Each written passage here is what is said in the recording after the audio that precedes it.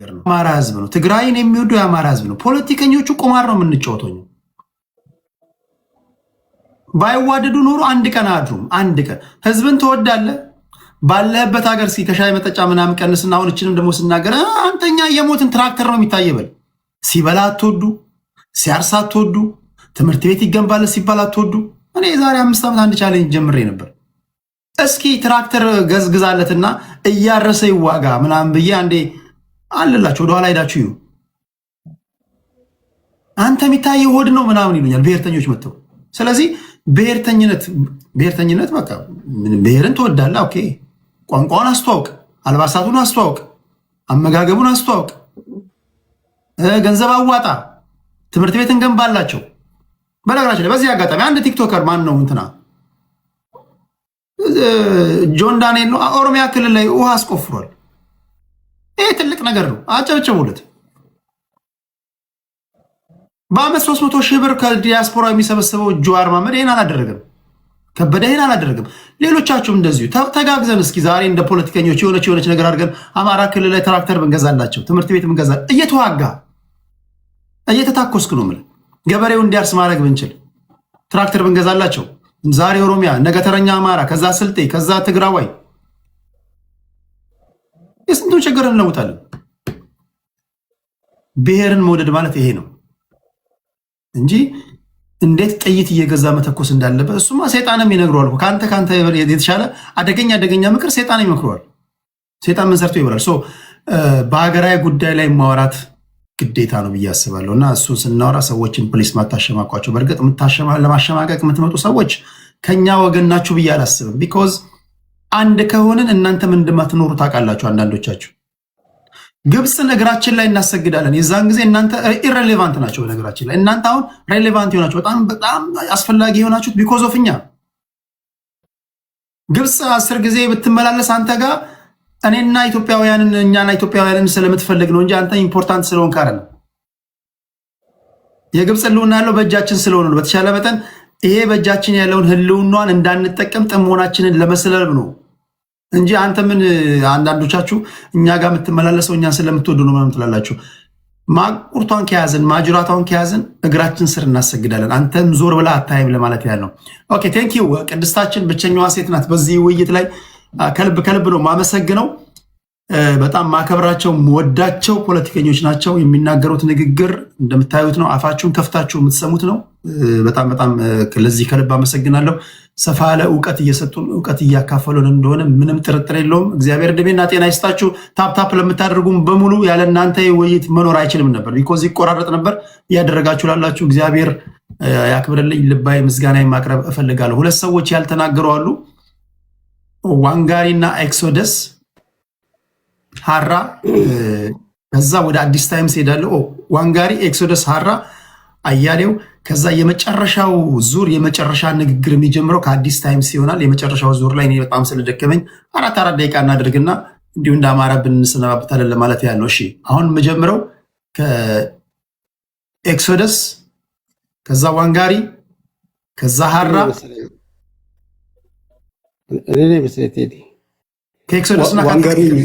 ዋንጋሪ ቀድመኛል።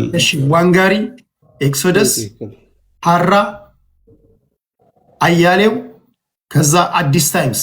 እሺ ዋንጋሪያችን ሰላም ትዶ እንግዲህ ያው ትጮኻለህ መቼም የሀገር ፍቅር ሴቭ በጣም አክብሮቴን እሰጣለሁ። ፖለቲካ የሚሰራው እንደዚህ ነው። መጀመሪያ አገር ትቀድማለች። በሀገር ውስጥ ነው ፖለቲካ የሚሰራው። አገር አኑሮ ናሽናል ኢንተረስትን አስቀድመህ የፈለግከውን ተኩስ። ነገ ጠዋት ሴቭ ጠቅላይ ሚኒስትር ትሆናለህ። ከዛ እያና ይገለብጣል። ከዛ ኤክሶደስ ይመጣል። አገር ላይ ነው ፖለቲካ የሚሰራው። ናሽናል ኢንተረስት አብይ ስራው፣ ከበደ ስራው፣ አያሌው ስራው፣ ማንም ስራው መጀመሪያ ፖለቲካውን የምንሰራበትን አውድማውን አናበላሸው። መጀመሪያ አውድማው ይኑር። አውድማው ላይ ማን ይጫወት የሚለው ነው። ከዘመን ሞደርን ፖለቲካ በእኛ ጀኔሬሽን ሞደርን የፖለቲካ ስርዓት እንዘረጋለን። ካልዘመን ይቀጥላል። ቢያንስ ዋናዋን መሬቷን እና ብሔራዊ ጥቅሙን አሳልፈን አንሰጥም። ፖለቲካ እንደዛ ነው የሚሰራው።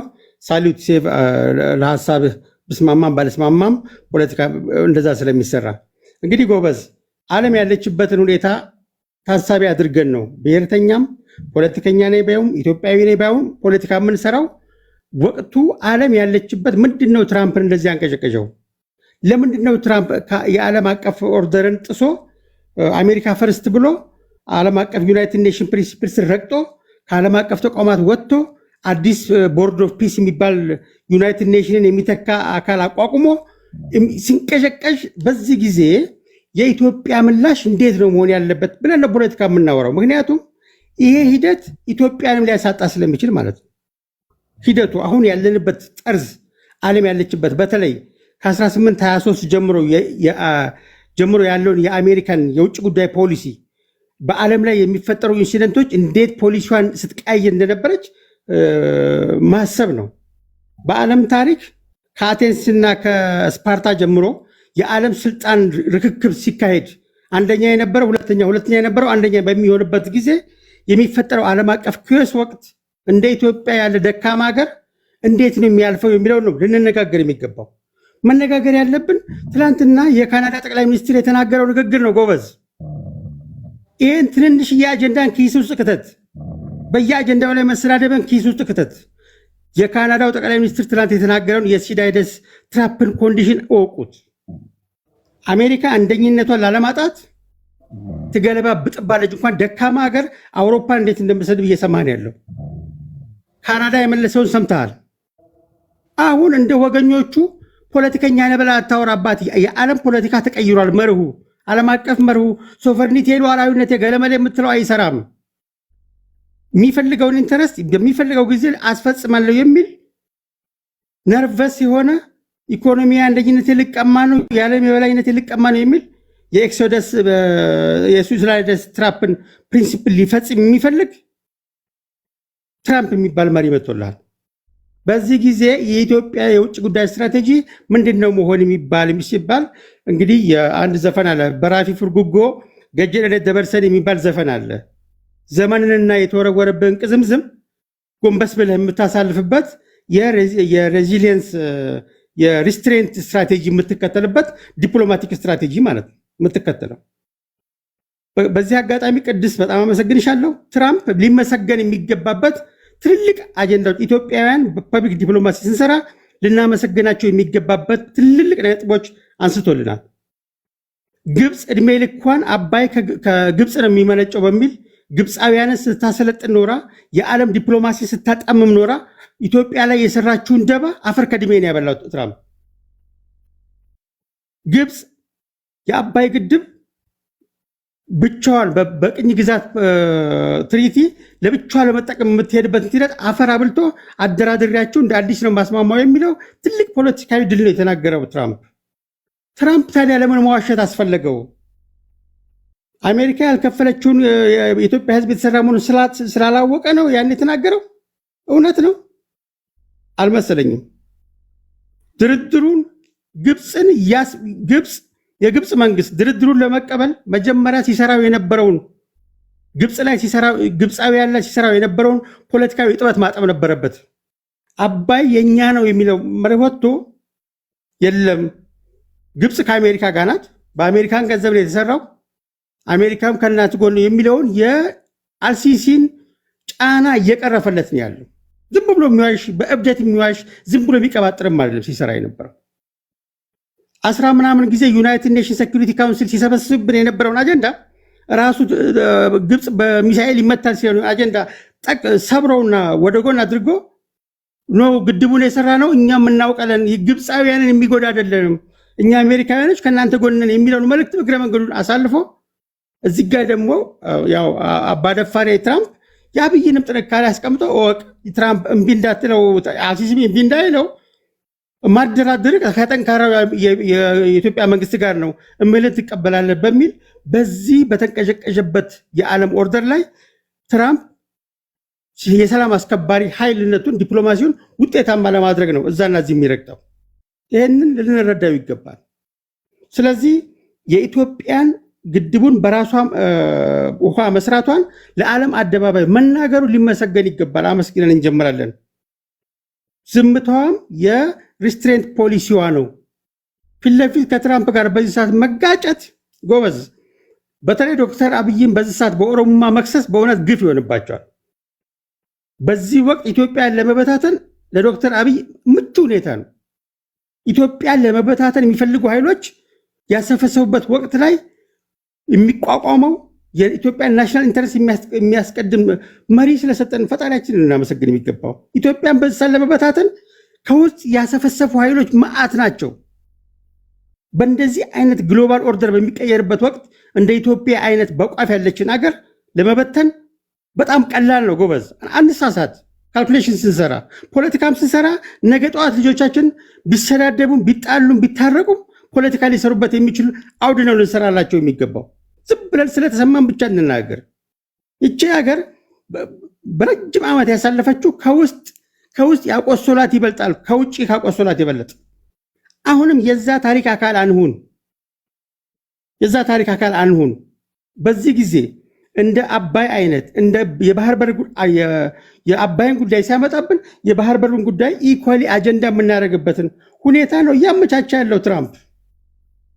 ያንን ለመስራት ቀድመው የሚሸጠው ከረንሲ ይፈልጋል። ለዚህ ነው እዚህና እዚህ የሚቀባጥረው እንጂ ኢንፎርሜሽን ስለሌለው ግብፅ በኢንፎርሜሽን ስላሳሳተችውም አይደለም። እና ፖለቲካ ስንሰራ የነገዋን ኢትዮጵያ ታሳቢ አድርገን ፖለቲካ እንስራ። በአሁኑ ወቅት ግሎባል ፓወር በሚቀየርበት ወቅት አሜሪካ የዩናይትድ ኔሽን ዓለም አቀፍ ተቋማትን የግሎባል ኦርደርን ሰባብራ ቦርድ ኦፍ ፒስን አቋቁማ አዲስ ዩኤንን የሚተካ በመሰረተችበት ወቅት በዚህ አጋጣሚ ቴዲ ቤት የምንናገር ሰዎች እችን መንሸጣትን ሐሳብ በታሪክ ትመዘገባለች። ማን ነው ኢትዮጵያን ለማፍረስ የተባበረው? ማን ነው በዚህ ወቅት ኢትዮጵያን ለማዳን ጥበብ የተሞላበት ሐሳብ ያቀረበው? እያንዳንድህ ንግግር ይመዘገባል፣ ታሪክ ነውና ነገ ጠዋት ልጆች ያዳምጡታል፣ ይቀርጻል፣ ቴክኖሎጂ የሚያስቀርልሃል። ስለዚህ በዚህ ወቅት በራፊ ፍርጉጎ ገጀለኒ ደበርሰኝ እንደሚባለው ዘመንና ቅዝምዝምን ጎንበስ ብሎ ያሳልፋሉ እንደሚባለው የኢትዮጵያ መንግስት በዝምታ ውስጥ ነገሮችን ለመመልከት መሞከሩን እንደ ጥበብን የተመለከትኩለት። በመደመር መንግስት መጽሐፍም ላይ የውጭ ጉዳይ ፖሊሲ እንደዚህ አይነት ነገሮችን አስቀድሞ በመጽሐፉ እኔቱ ቢሆነስ ዶክተር አብይ ቀድሞ ያሰበበት ይሆናል። በዚሁ አጋጣሚ የመደመር መንግስት ከገጽ 240 ምናምን ጀምሮ ያለውን እንድታነቡ አድቫይዝ አደርጋቸዋለሁ። ይሄን ሲቹዌሽን እንደ ነብይ ነው የጻፈው እንድታነቡት በዚሁ አጋጣሚ ጋብዛቸዋለሁ። ቴንክ ዩ ቴዲ አካሄድም አይደለም ግን የማስተካከያም አድርጎ ሊያዝ ይችላል። ዶክተር አብይን በኦሮሞማ የምትከሱበት ጊዜ አይደለም የሚል ነገር ተናግሯል። ኦሮሞማ ሰው የሚከሰስበት ነገር አይደለም። ዶክተር አብይ ኦሮሞ ስለሆነ ኦሮሞማ መከሰስ የለበት። ይህንን ጀስት እንደ ማስተካከያም ለማስቀመጥ ነው። ኮሬክሽን ተቀባይነት አለው። እሺ 3 ጥያቄዎች አስቀምጬላችኋለሁ። ፈጠን ብዬ ልናገር። ቴሌግራም ላይ እግረ መንገዴንም ወደ ቴሌግራምም እናንተን መውሰድ ስለምፈልግ ነው። ላይ የምገባበትንም ሰዓት ማሳወቅበት ነው። በሀገራችን ጉዳይ ወቅታዊ ነገሮች ሲኖሩ በተለይ ከሀገር ውጭ ያላችሁ ኢትዮጵያ እንዴት ሰነበተች የሚለውን የምታውቁት በዚያ ነው። ቴዲ ሐዋሳ የቴሌግራም ቤተሰቡ ነው። 3ቱ ጥያቄዎች የሚከተሉት ናቸው። ብልጽግና አገር እያለማ ነው ወይስ እያደማ ነው? ነፃ ኮመንት ነው መስጠት ትችላላችሁ። ሌላው ፋኖ እየጠነከረ ነው ወይስ እየተዳከመ ነው? ቀደም ሲል የሰላሙን ጥሪ ተከትለው ከገቡ ጋር የዤ የጻፍኩላችሁ ነው። ሁለተኛው ጥያቄ ስለ ግብፅና ትራምፕ መንግስት ምን ማድረግ እንዳለበት ኮመንታችሁን አስቀምጡ ብያለሁ። ኮመንታችሁን አስቀምጡ። እነሱን ካሰናበትኩኝ በኋላ ስማችሁን እየጠራውኝ ለተጠየቁ ጥያቄዎች ለሰጣችሁት ምላሽ አንድ በአንድ የማነብ ይሆናል። ይህን እያደረጋችሁ ላላችሁ ከልብ አመሰግናለሁ። በመጀመሪያ 26 ኮመንቶች አሉ። በቀጣዩ 17 ኮመንቶች አሉ። ቴዲ ሐዋሳ የቴሌግራም ቻናል ላይ ቤተሰብ ያልሆናችሁ ቤተሰብ ሁኑ። እሺ ቴንኪ ዋንጋሪ። ከዋንጋሪ ቀጥሎ ኤክሶደስ ነው። ወደ ኤክሶደስ እንሄዳለን። ኦኬ ቴንክ ዩ ቴዲ። የተወሰኑ ሀሳቦችን ሰምቻለሁ። ከአጀንዳ ጋርም አብሮ መገናኘት በሚችል መልኩ አድረስ ለማድረግ ሞክራለሁ። ከውጭ ወደ ሀገር ውስጥ ብንመጣ ሞር የተሻለ ነው ቢሆነው። አሁን ዓለም ላይ እንደሚታየው 8 ደቂቃ ግን ትንሽ ሊያጥረኝ ይችላል። ሙሉን እንትን ኢሹ ፖን አድሬስ የማደርገው ቴዲ እንዴት ነው? ወይስ አንዱ ላይ ብቻ ፎከስ አድርጌ ልናገር? ቻይና መኪና እኮ ከስክራች የሚሰሩበት እኮ የኔን 3 ደቂቃ አስበው። የኔን 3 ደቂቃ ጨምሮ እኔ 5 ደቂቃ ብቻ ወስዳለሁ። እሺ ቀጥላ። ኤክሶደስ ሪፖርት ነው እንደምታቀርበው አመታዊ ሪፖርት ኤክሶደስ ጂኦፖለቲክስ ነው እየተወራ ያለው እና መጀመሪያ ዓለም ላይ ያለውን የፖለቲካ አስተላለፍ መጀመሪያ አንደርስታንድ ማድረግ አለብን። ከዛ ተነስተን ነው ኢትዮጵያ የሚኖራት ሮል ምንድን ነው የሚለውን ማወቅ ያለብን። ኦኬ የግሎባል ኦርደር ከዚህ በፊት በነበረው መልኩ አይደለም እየሄደ ያለው። ብዙ ነገሮች እየተቀየሩ ነው። ከዚህ በፊት እንደምታውቁት የነበረው ከኮልድ ዋር በኋላ የመጣው አሰላለፍ አሜሪካን ዩኒፖላር ሆና የቀጠለችበት፣ ራሽያ የደከመችበት፣ ከዛ በኋላ የግሎባል ኦርደር በአሜሪካን ይቃኝ የነበረበት ጊዜ ነው። ያ ጊዜ አብቅቶ አሁን መልታይ ፖላር ሆናለች። ከዛ በኋላ ደግሞ ከዚህ በፊት የማናውቀው አዲስ ኮንሰፕት መጥቷል፣ ሚድል ፓወር የምንላቸው። በእንደዚህ አይነት ፖለቲካል ስፔክትረም ውስጥ ኢትዮጵያ ውስጥ እንዴት ነው ልትጫወት የሚገባው የሚለው በጣም ኢምፖርታንት ነገር ነው። በዚህ ላይ 3 ካታጎሪዎች አሉ፣ ወደ 7 ይወስዱታል፣ ግን ብሮደር ሴንስ በ3ቱ የሚያው 3ቱ ምንድን ናቸው? ዲል ሜከርን ዲል ብሬከር የሚባሉ አሉ፣ ዲል ሼፐር የሚባሉ አሉ፣ ዲል ቴከር የሚባሉ አሉ። ሀገሮች በዚህ ካታጎሪ ውስጥ ነው የሚገቡት። ዲል ሜከር እና ዲል ብሬከር የምንላቸው ግሎባል ሱፐር ፓወር የሆኑ ናቸው።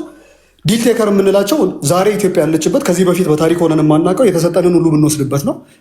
ዲል ሼፐር የምንላቸው ደግሞ ከዚህ በፊት የነበረን ፖዚሽን ነው። ኦልሞስት በኢህአዴግ ላይ ዲል ሼፐር ነው የነበር ነው። አሜሪካኖች አሁን በጣም ሞስት በቃ ኢንሴኪዩር የሆነ ፖዚሽን ላይ ራሳቸውን ያገኙበት ነው። የወርልድ ግሎባል ኦርደር በጣም እየተቀየረ ነው። ቻይናን የሚያክል ሱፐር ፓወር ከጎን መታባታለች። የቻይና ብቻ መምጣት ጉዳይ አይደለም። ከዛ በኋላ ራሻ ባጠገቧ በኩል አለች።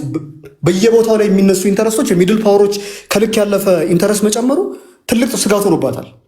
ስለዚህ ከዚህ በፊት ከሁለተኛ ዓለም ጦርነት በኋላ ከኮልድ ዋር በኋላ የነበራቸውን ዶሚናንስ ለማጽናት ይጠቀሙ የነበረው የቃል ኪዳን ጦር ኔቶን እንኳን ቢትሬይ እያደረጉ ነው አሜሪካኖች። ስለዚህ በጣም ሳቬጅ የሆነ ፖለቲካል ካልቸር ውስጥ ገብተናል። ዩናይትድ ኔሽን የተመሰረተበትን ዋነኛ ዓላማውን ወደኋላ ተመልሳችሁ ብታዩ ዩኤን የተመሰረተበት ሁሉም ሀገሮች እኩል ናቸው፣ በሌላ ሀገር ውስጥ ሌላ ሀገር መግባት የለበትም፣ ግሎባል ኦርደር ተጠብቆ እንዲቀጥል ኮንፍሊክትና ሪዞሉሽን እንዲያገኝ እንደዚህ አይነት ካልቸር ውስጥ መግባት የለብንም። ስለዚህ ሀገሮች መከባበር አለብን ነው። ይሄ ነገር ቀርቷል። አሁን በቃ ሰርቫይቫል ኦፍ ደ ፊተስ ካልቸር ውስጥ ገብተናል። ጉልበት ያላቸው እነ ሞሶሊኒ እና እነ ሂትለር የሰው ሀገር ላይ ኢንቬድ አድርገው ገብተው የሚፈልጉትን ነገር መውሰድ የሚችሉበት አይነት ካልቸር ውስጥ እየገባል። በጣም የሚያስፈራ አይነት ፖዚሽን ላይ ቆመን ዓለም ላይ ያለው አስተላለፍ የሆነው ኢትዮጵያ ደግሞ የት ነው ያለችው የሚለው ማተር የሚያደርግ ጉዳይ ስለሆነ ነው። የአሜሪካን ፖዚሽን ቃል ኪዳን ህብረት ምናምን የሚባለው ነገር ዛሬ ላይ ማተር እንደሚያደርግ አሳይተውናል። ምክንያቱም ምንድን ነው መሰለ ቅድም የጠቀስኩልን ኔቶ የቃል ኪዳኑ ጦር ማለት እኛ ውስጥ ያለን አካላቶች በጠቅላላ አንድንም ማናችንንም ማጥቃት አንችልም። ሌሎች ደግሞ ኤክስተርናል አካላቶች መጥተው አንዱን ቢያጠቁ እናንተን አጠቁ ማለት እኛን አጠቁ ነው። ስለዚህ ጦርነቱ የጋራችን ይሆናል ነው። ቃል ኪዳን የገቡት በዚህ ላይ ነው። ዋነኛ ስጋታቸው ደግሞ የነበረችው ራሻ ናት። ስለዚህ ሬል ፖለቲክስ ነው አሁን ዓለም ላይ ኦፕሬት እያደረገ ሞራል ስታንዳርድ ምናምን የሚባል ነገር አይሰራም። አሜሪካኖች ከጥቅማቸው አንጻር ነገሮችን ማጤን ጀመሩ። ትራምፕ መጣ። እቺ ታላቅ የሆነችው አሜሪካን ግሎባል ዶሚናንስና ሱፒሪዮሪቲዋን እያጣች ነው። ቻይኖች በጣም በሚገርም ፍጥነት እየመጡ ነው። ህንዶች እያደጉ ነው። ኢመርጂንግ ኢኮኖሚ የምንላቸው ሌሎች ብዙ ሀገሮች ተፈጥረዋል። ግሎባል ሚድል ፓወር የምንላቸው ብሪክስ ምናምን ስጋት እየሆነብን ነው። ስለዚህ በዚህ ሁኔታ መቀጠል ካለብን ሀገራችን ችግር ውስጥ ነው የምትገባው። ስለዚህ የአሜሪካን ታላቅነት መረጋገጥ የሚችለው በሁለቱም ሚንስ ነው። ፎርስ ኤንድ ዲሴፕሽን፣ ጉልበትንም ሬቶሪክንም ሶፍት ፓወርና ሃርድ ፓወራችንን ዩቲላይዝ ማድረግ መቻል አለብን አለ። የትራምፕ ናሬቲቭ በዚህ ላይ ነው የሚጀምረው። ስለዚህ ከዚህ በፊት የነበረችው ታሪካዊ ስጋቷ የነበረችው ሶቪየትን ትቶ ቻይናን ጠላት አድርጎ ተነሳ ማለት ነው። በዚህ ምክንያት ከአሜሪካን ጋር አብረው ተሰልፈው የቃል ኪዳኑ ጦር ይጠብቀናል ብለው ያምኑ የነበሩ ዩሮፒያን ዩኒየን በጠቅላላ ተካደ ማለት ነው። አሜሪካ ላይ ትልቅ እምነት የነበራቸው ዌስተርን ሀገሮች በጠቅላላ ችግር ውስጥ ገቡ። አሁን ያለው የግሎባል ወርልድ ኦር ደግሞ የግሎባል ፖለቲክስ ሞራሉ ፍቅር ምናምን የሚባል ነገር አያውቅም። በጣም ሻርፕ እና በጣም ጂኒየስ የሆነ ፖለቲካ ሊደር ያስፈልጋል በዚህ ውስጥ በስነስርዓት ተጫውቶ ለማለፍ እንዲችል ማለት ነው። አሜሪካኖች ይህንን ምርጫ ሲወስዱ እንግሊዞች፣ ፈረንሳዮች፣ ጀርመኖች ደግሞ እንግሊዞች እንደምታውቁት የዓለምን 1/3 በስነስርዓት ሲገዙ የነበሩ ዓለም ላይ ቢገስት ኢምፓየር ኢንግላንድ ነበር የነበረው። ግሬት ብሪቴን ናት። እቺ ሀገር ያጣችውን እንደምታውቁት እንግሊዞቹ ራሱ ያጡትን ሂስቶሪካል አድቫንቴጅ ያጡት በአሜሪካን ነው። አሜሪካን ኦቨርፓወር አድርጋቸዋለች። ስለዚህ አሜሪካን ኦቨርፓወር ያደረገቻቸውን ሀገሮች መልሰው ክብራቸውን ማግኘት ይፈልጋሉ። ማንን ነው? የዩክሬኑን ዘለንስኪን ጋብዘው ሂውሚሌት አድርገው ሲያባሩት የመጀመሪያውን መግለጫ ወጥቶ የሰጠው የእንግሊዙ ፕራይም ሚኒስተር ነው። ስለዚህ የእንግሊዙ እንትን ነው። ይሄ የሆነበት ዋነኛ ምክንያት ምንድን ነው? ዓለም በቃ ፉክክር ውስጥ ገብታለች። ፈረንሳይ የምትወስደውን እንትን ያት አፍሪካ ውስጥ ያላትን ስትራቴጂክ አድቫንቴጅ እያጣች ነው። ስብሰባውን ለመምራት ትሞክራለች። እንግሊዝ በዚህ በኩል ትታገላለች። ስለዚህ በሀገሮች መካከል የነበረ ኮላቦሬሽን እና ኮኦፕሬሽን ቀርቷል። በዚህ ላይ ደግሞ በጣም የሚያስደነግጠው የትልልቆቹን እንደዚህ ካየን ወደ ሚድል ፓወሩ ደግሞ ወደኛ ሰፈር እንምጣ። በዚህ ላይ ህንድ፣ ራሽያ ምናምን ካልን በጣም ረጅም ሰዓት ስለሚወስድብን ወደኛው ሪጅን ስንመጣ ዩኤኢ እና ሳውዲን እናያቸው። ሌሎቹን ብዙ ማየት አይጠበቅብን። ዩኤኢ እና ሳውዲ ደግሞ እንደምታውቁት የሳውዲን አልጋ ወራሽ ቢን ዛይድ ነበር ሲያሰለጥን የነበረው። ብዙ ጥሩ ሪሌሽንሺፕ ነበራቸው። እኔ ነኝ ያበቃሁት፣ እኔ ነኝ ያሰለጠንኩት፣ ስለዚህ እንደምፈልገው አድርጌ ማኒቨር እያደረኩ መጠቀም እችላለሁ ብሎ ያስብ ነበር። በዛ ምክንያት ቅራኔ ውስጥ ገብቷል። የዩኤኢ ከቅጥ ያለፈ ዶላርና ካሽ እጄ ላይ ስላለ ሪጅኑ ላይ ብቻ አይደለም በአፍሪካ ላይ የሚኖረኝ ዶሚናንስ መረጋገጥ አለበት ብላ የምታስብ ናት። እቺ ሀገር ፕሪንሲፕል የሚባል ነገር አታውቅም፣ ወዳጅነት አታውቅም። ሪል ፖለቲክስ ኦፕሬት የምታደርግ ሀገር ናት። በየትኛውም ዓለም ላይ ብትሄድ እስልምና የራሱ የሆነ ጋይዲንግ ፕሪንሲፕልና ስታንዳርድ አለው። መጠጥ አትሸጥም፣ ሴክስ ቱሪዝም ውስጥ አትገባም።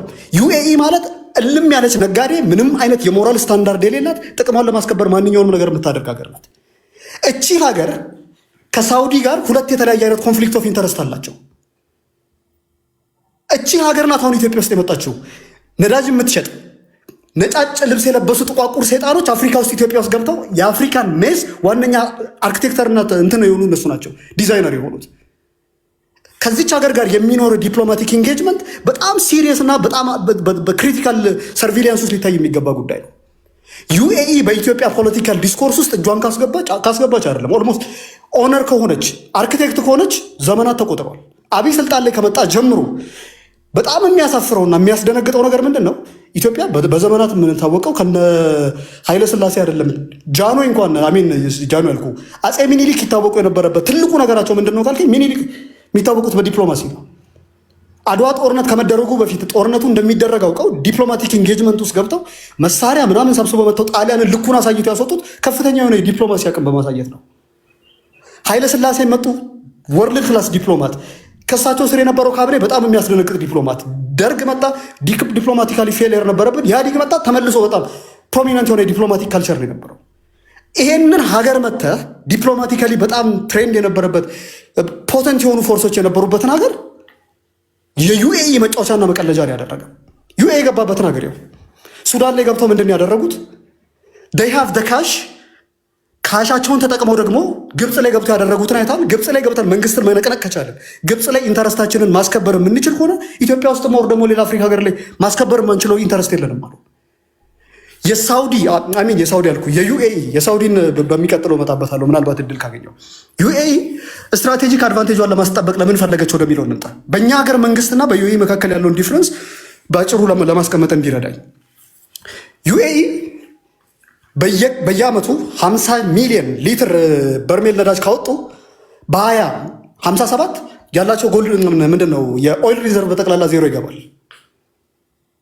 ስለዚህ ኢኮኖሚክ ዳይቨርሲፊኬሽን ለኤግዚስተንሳቸው በጣም ኢምፖርታንት ነው። የእነሱን ሰርቫይቫል ለማረጋገጥ ያመጣቸው ስትራቴጂዎች አሉ። የመጀመሪያው ገልፍ ኤሪያ እና ይሄ የሬድ ሲ እና ኢንዲያን ኦሽንን ኮንትሮል ማድረግ፣ በየሄዱበት እየሄዱ ካየ ፖርት መትከል፣ እንትኖችን መያዝ፣ ምንድነው ሃይላንዶችን መያዝ ምናምን ከዚህ ኢንተረስት የተቀዳ ነው። ሁለተኛው በአግሪካልቸር ላይ በጣም ኢንቴንሲቭሊ ነው ገንዘብ እያወጡ ያሉት። ሁለት መሰረታዊ ነገሮችን ማወቅ ያለብን፣ አንደኛውን ከአውስትራሊያ እና ከኒውዚላንድ እኔ ደግሞ ከሆላንድ ነው የሚያመጡት። ሌሎቹ ደግሞ ይሄ ነገር መቀጠል የማይችል ነው። አንደኛ ኤክስፔንሲቭ ነው፣ ሎጂስቲክ ኮስት አለብን። ራሳችን ኮንትሮል የምናደርገው የምንፈልገውን ማምረት የምንችልበት መሬት ያስፈልገናል ብሎ ያምናሉ። ለዚህ አፍሪካ ውስጥ የቤልጅየምን መሬት የሚያክል መሬት አላቸው ዩኤኢዎች። ከማይኒንግ ጋር ጨምሮ ግሬት ብሪቴንን የሚያክል መሬት አላቸው። እቺ ሀገር ናት አሁን ኢትዮጵያ ውስጥ ገብታ በኢትዮጵያን ፖለቲካ ውስጥ እንደፈለገች እየፈነጨች ያለችው። አሁን ያስደነገጠኝ ሰሞኑን ስለ ናሽናል ሴኪሪቲ ምናምን የሚያወሩን ሰዎች አሜሪካን ሀገር ሄደው ዶክመንት የኢትዮጵያን የሜዲካል ሶቨርኒቲ አሳልፈው ሸጠው የመጡ ናቸው። ይሄ አዲሱ ዓለም አሁን ያለንበት ዓለም ከዚህ በፊት እንደምታውቁት አሁን ቅድም ሳነሳላቸው የነበሩት ፔትሮ ዶላር ያነገሳቸው ሀገሮች አሉ፣ እነ ዩኤኢ እነ ሳውዲ ምናምን የምንላቸው ፔትሮ ዶላር ያነገሳቸው ሀገሮች እንዳሉ አሁን ደግሞ አዲስ የሆነ ግሎባል ኦርደር መጥቷል። ምን የምንለው ኤአይ። በዚህ በኤአይ ወርልድ ትላንትና በዚህ በኦይሉ ዘመን ትልቁ ሀብታም ነው ለምትለው ሀገር ከፍተኛ የሆነ ነዳጅ ሪዘርቭ ያለው ነው። ዛሬ ላይ ትልቅ ግሎባል ሱፐር ፓወር የምትላቸው ሀገሮች የሚፋከቱትና የሚደባደቡት ለእንትን ነው፣ ለዴታ ነው።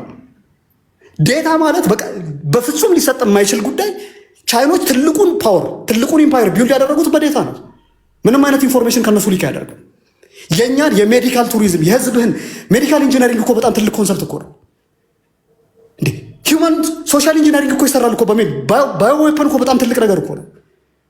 ዲኤንኤ ኮድን እኮ በጠቅላላ አውጥተህ እኮ ለፎሪን አካል ለአንተ የናሽናል ሴኪሪቲን ማስጠበቅ የምትችልበትን ትልቁን ዌፐን አሳልፈ ለአሜሪካ ሰጥቶ ነው የመጣው። ይሄ አካል መጥቶ ዛሬ የኢትዮጵያ ናሽናል ኢንተረስት ኮምፕሮማይዝ ሊደረግ አይገባም እንዴት ይለናል? ዩኤኢን አስገብተ ሳውዲን አስገብተ የኢትዮጵያ ናሽናል ኢንተረስት ትሬትኒንግ በሆነ ፖዚሽን ላይ ካስቀመጥክ በኋላ የኢትዮጵያ ናሽናል ኢንተረስት ቬንጋርድ ሆነ እንዴት ራስን ፖርትሬት አድርግብናል? ከዚህ በላይ ምንድን ነው የምታደርጉን? ትራምፕ የአባይ ጉዳይ እዚህ ቅድም ሰምቻለሁ። በጣም የሚያሳፍሩ ባንዳዎች አማራ ነን ይላሉ። ፎርዛት ማተር ኢትዮጵያዊ መሆናቸውን ማለት ያጠራጥረኛል። ግብፃዊ ካልሆነ ኢትዮጵያዊ እንደዚህ ብሎ አይናገርም። የህዳሴው ግድብ ለእኔ ኢትስ ፐርሰናል። ማንም በህዳሴው ግድብ ላይ ኮምፕሮማይዝ አያደርግም።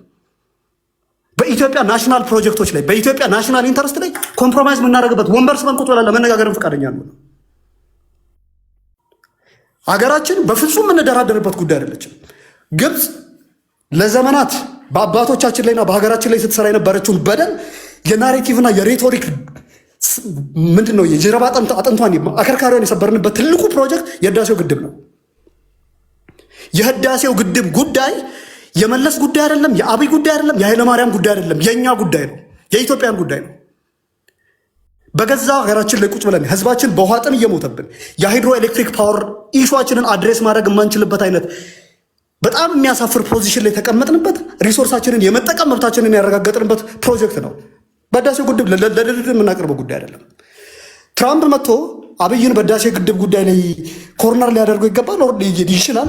ኦር ደግሞ ኢትዮጵያን ገብቶ እንደ ማዱሮ አንጠልጥሎ ይዞት ሄዳል። እኔ አብይ ተቃዋሚ ነኝ። እንደ ማዱሮ ገብቶ አንጠልጥሎ ሊወስዱ አይደለም። ኢትዮጵያ የምትባል ሀገር የአሜሪካን ወታደር እንዲረግጥ አልፈልግም። አንዴ ቃል ትንስ ኦኬ።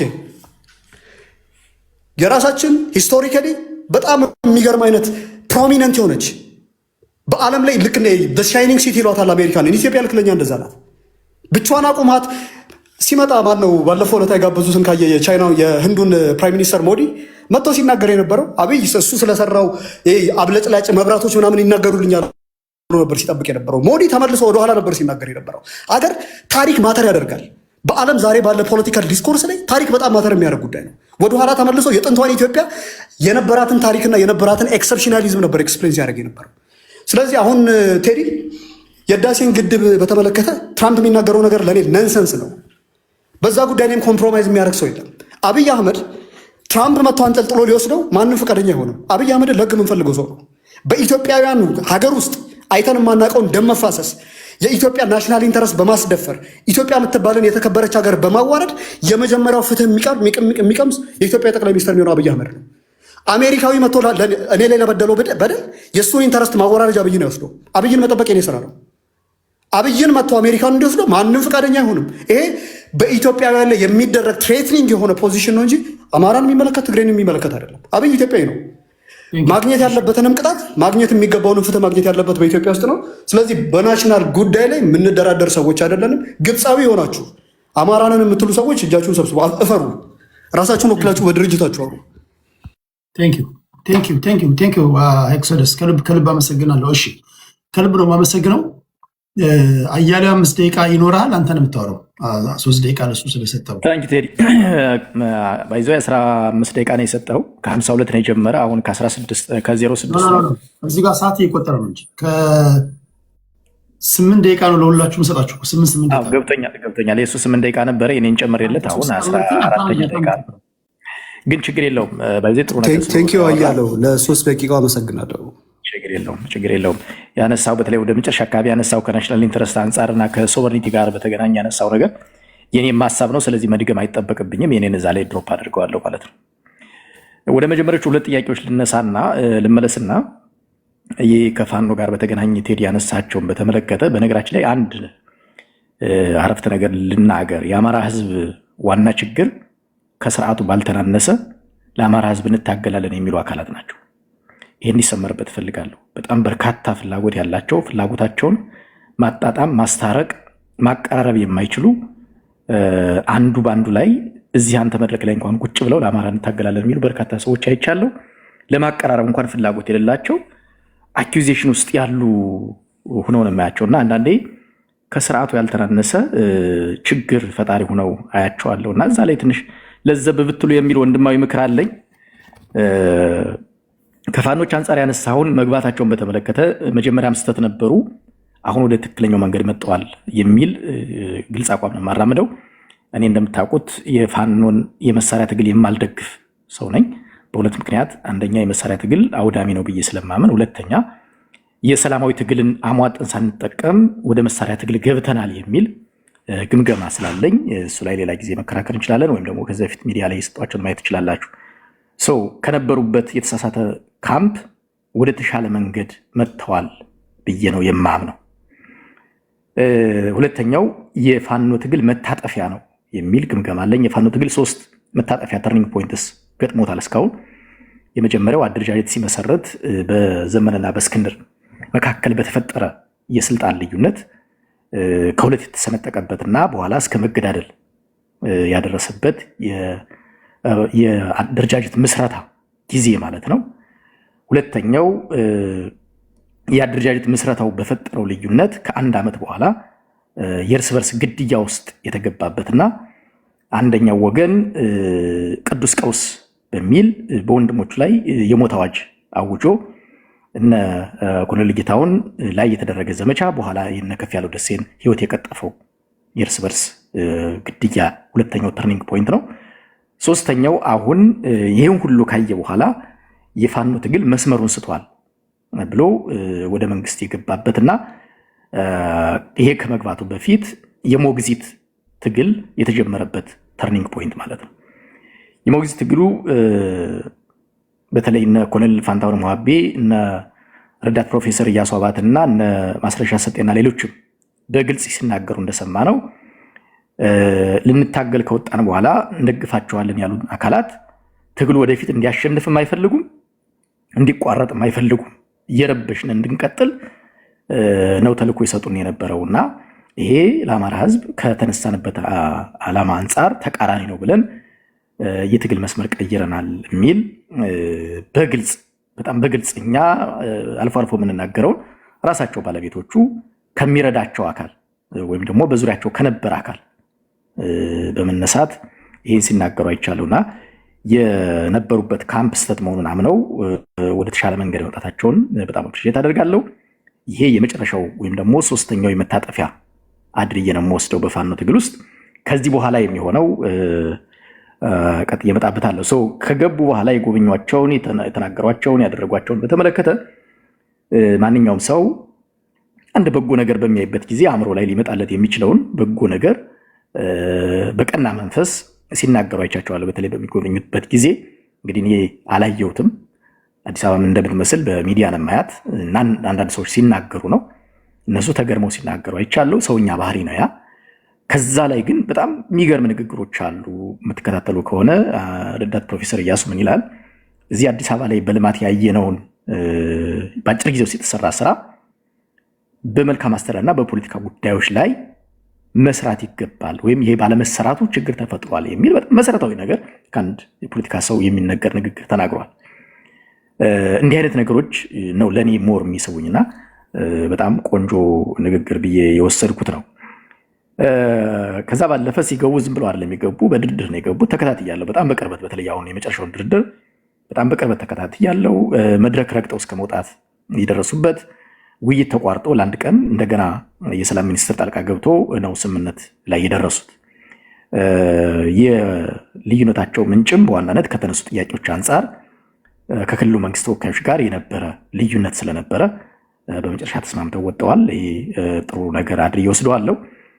አሁን ያለበት የፋኖ ግምገማ ቀደም ካልኩት ጋር የሚገናኝ ነው። የ3ኛው መታጠፊያ ጊዜ ስለደረሰ ያን ያህል የተለየ ነገር ይፈጠራል ብዬ አላምንም። ከዚህ በኋላ ያለው የፋኖ ትግል የ3ኛ ወገን ትግል ተደርጎ ነው የሚወሰደው።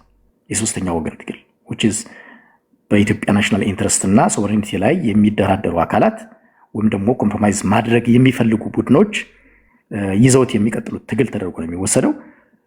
ይሄ ልክ ሌሎች ሀገራት የምናደርገው ትግል ላይ አብረን የምንታገለው ሆኖ ነው የሚቀጥለው። እኔ ፐርሰናሊ አሁን ያለውን የፋኖ ስብስብ አሁን በሻዕቢያና በወያኔ የሚደገፈውን የፋኖ ስብስብ ከአብይ አህመድ መንግስት ምናልባትም በከፋ ሁሉ የምታገለው አደረጃጀት ነው። እስከ ላስት ዊክ ድረስ በዛ ልክ አቋም ይዤ አላቅም። አሁን ግን በግልጽ የምታገለው ስብስብ አድርጌ አቋም ያስኩበት ነው። ከትራምፕ ጋር በተገናኘ በአንድ ደቂቃ ለማጠቃለል ሞክራለሁ። ተቻለ አቅም የትራምፕ ፍላጎት እንደምታውቁት በክፍለ ዘመኑ ወይም እሱ ባለበት የተሻለ የፖለቲካል ፊገር ሆኖ መውጣት የሚፈልግ ሰው ነው። ይሄ የግል ባህሪው ብሔራል የሆነው የግሉ እንዳለ ሆኖ ደግሞ የአሜሪካ የተወሰነው የህብረተሰብ ክፍል ደግሞ አሜሪካ ፈርስት የሚል ከዚህ በፊት ያቀነቅነው የነበረውን አብሮ አጣጥሞ መሄድ የሚፈልግ ሰው ነው። ለዚህ በመካከለኛው ምስራቅ አካባቢ እና በዚህ በምስራቅ አፍሪካ አካባቢ የራሱን ታሪክ ጽፎ ማለፍ የሚፈልግ ሰው ነው። እዛ ላይ በተገናኘ ግብፅ የሚኖራትን ሮል የእሱንም ፍላጎት አስቦ ወይም ታሳቢ አድርጎ የሚያራምዳቸው ሀሳቦች አሉ። ካስታወሳቸው የዛሬ 5 ዓመት አካባቢ ብለው ዘዳም የሚል ንግግር ነበረውና ግብፅን መቅረቡ የሚገርም ነገር አይደለም። 3 ፍላጎቶች አሉ በዚህ ላይ። አንደኛው የግድብ ጉዳይ ነው፣ ሁለተኛው የውሃ ጉዳይ ነው፣ ሶስተኛው የባህር በር ጉዳይ ነው። አሁን ኢትዮጵያ በ3ቱም ካርታዎች በ3ቱም ካርዶች መጫወት ትችላለች። ግድቡን በተመለከተ ከግብፅ ጋር ጊዜ እየገደልክበት ታቆየዋለህ። ግድቡን አፍርስ የሚል ስምምነት ሊመጣ አይችልም። ተጨማሪ ግድቦች እንዳትገነባ ነው ሊከለክል የሚችለው። እሱ የውሃ ጉዳይ ሁለተኛው ላይ የሚመጣ ነው የሚሆነው። ስለዚህ ሁለተኛውን ተጨማሪ ግድብ መገንባቱን ፓውዝ ልታደርገው ትችላለች፣ ጊዜ ልትሰጠው ትችላለች። ዋናው ግን ድርድሩን በዛ ማዘግየት ይቻላል ብዬ አስባለሁ። ቀጣዩ ግን ሶስተኛውና መሰረታዊ ፖይንት የባህር በር ጉዳይ ነው።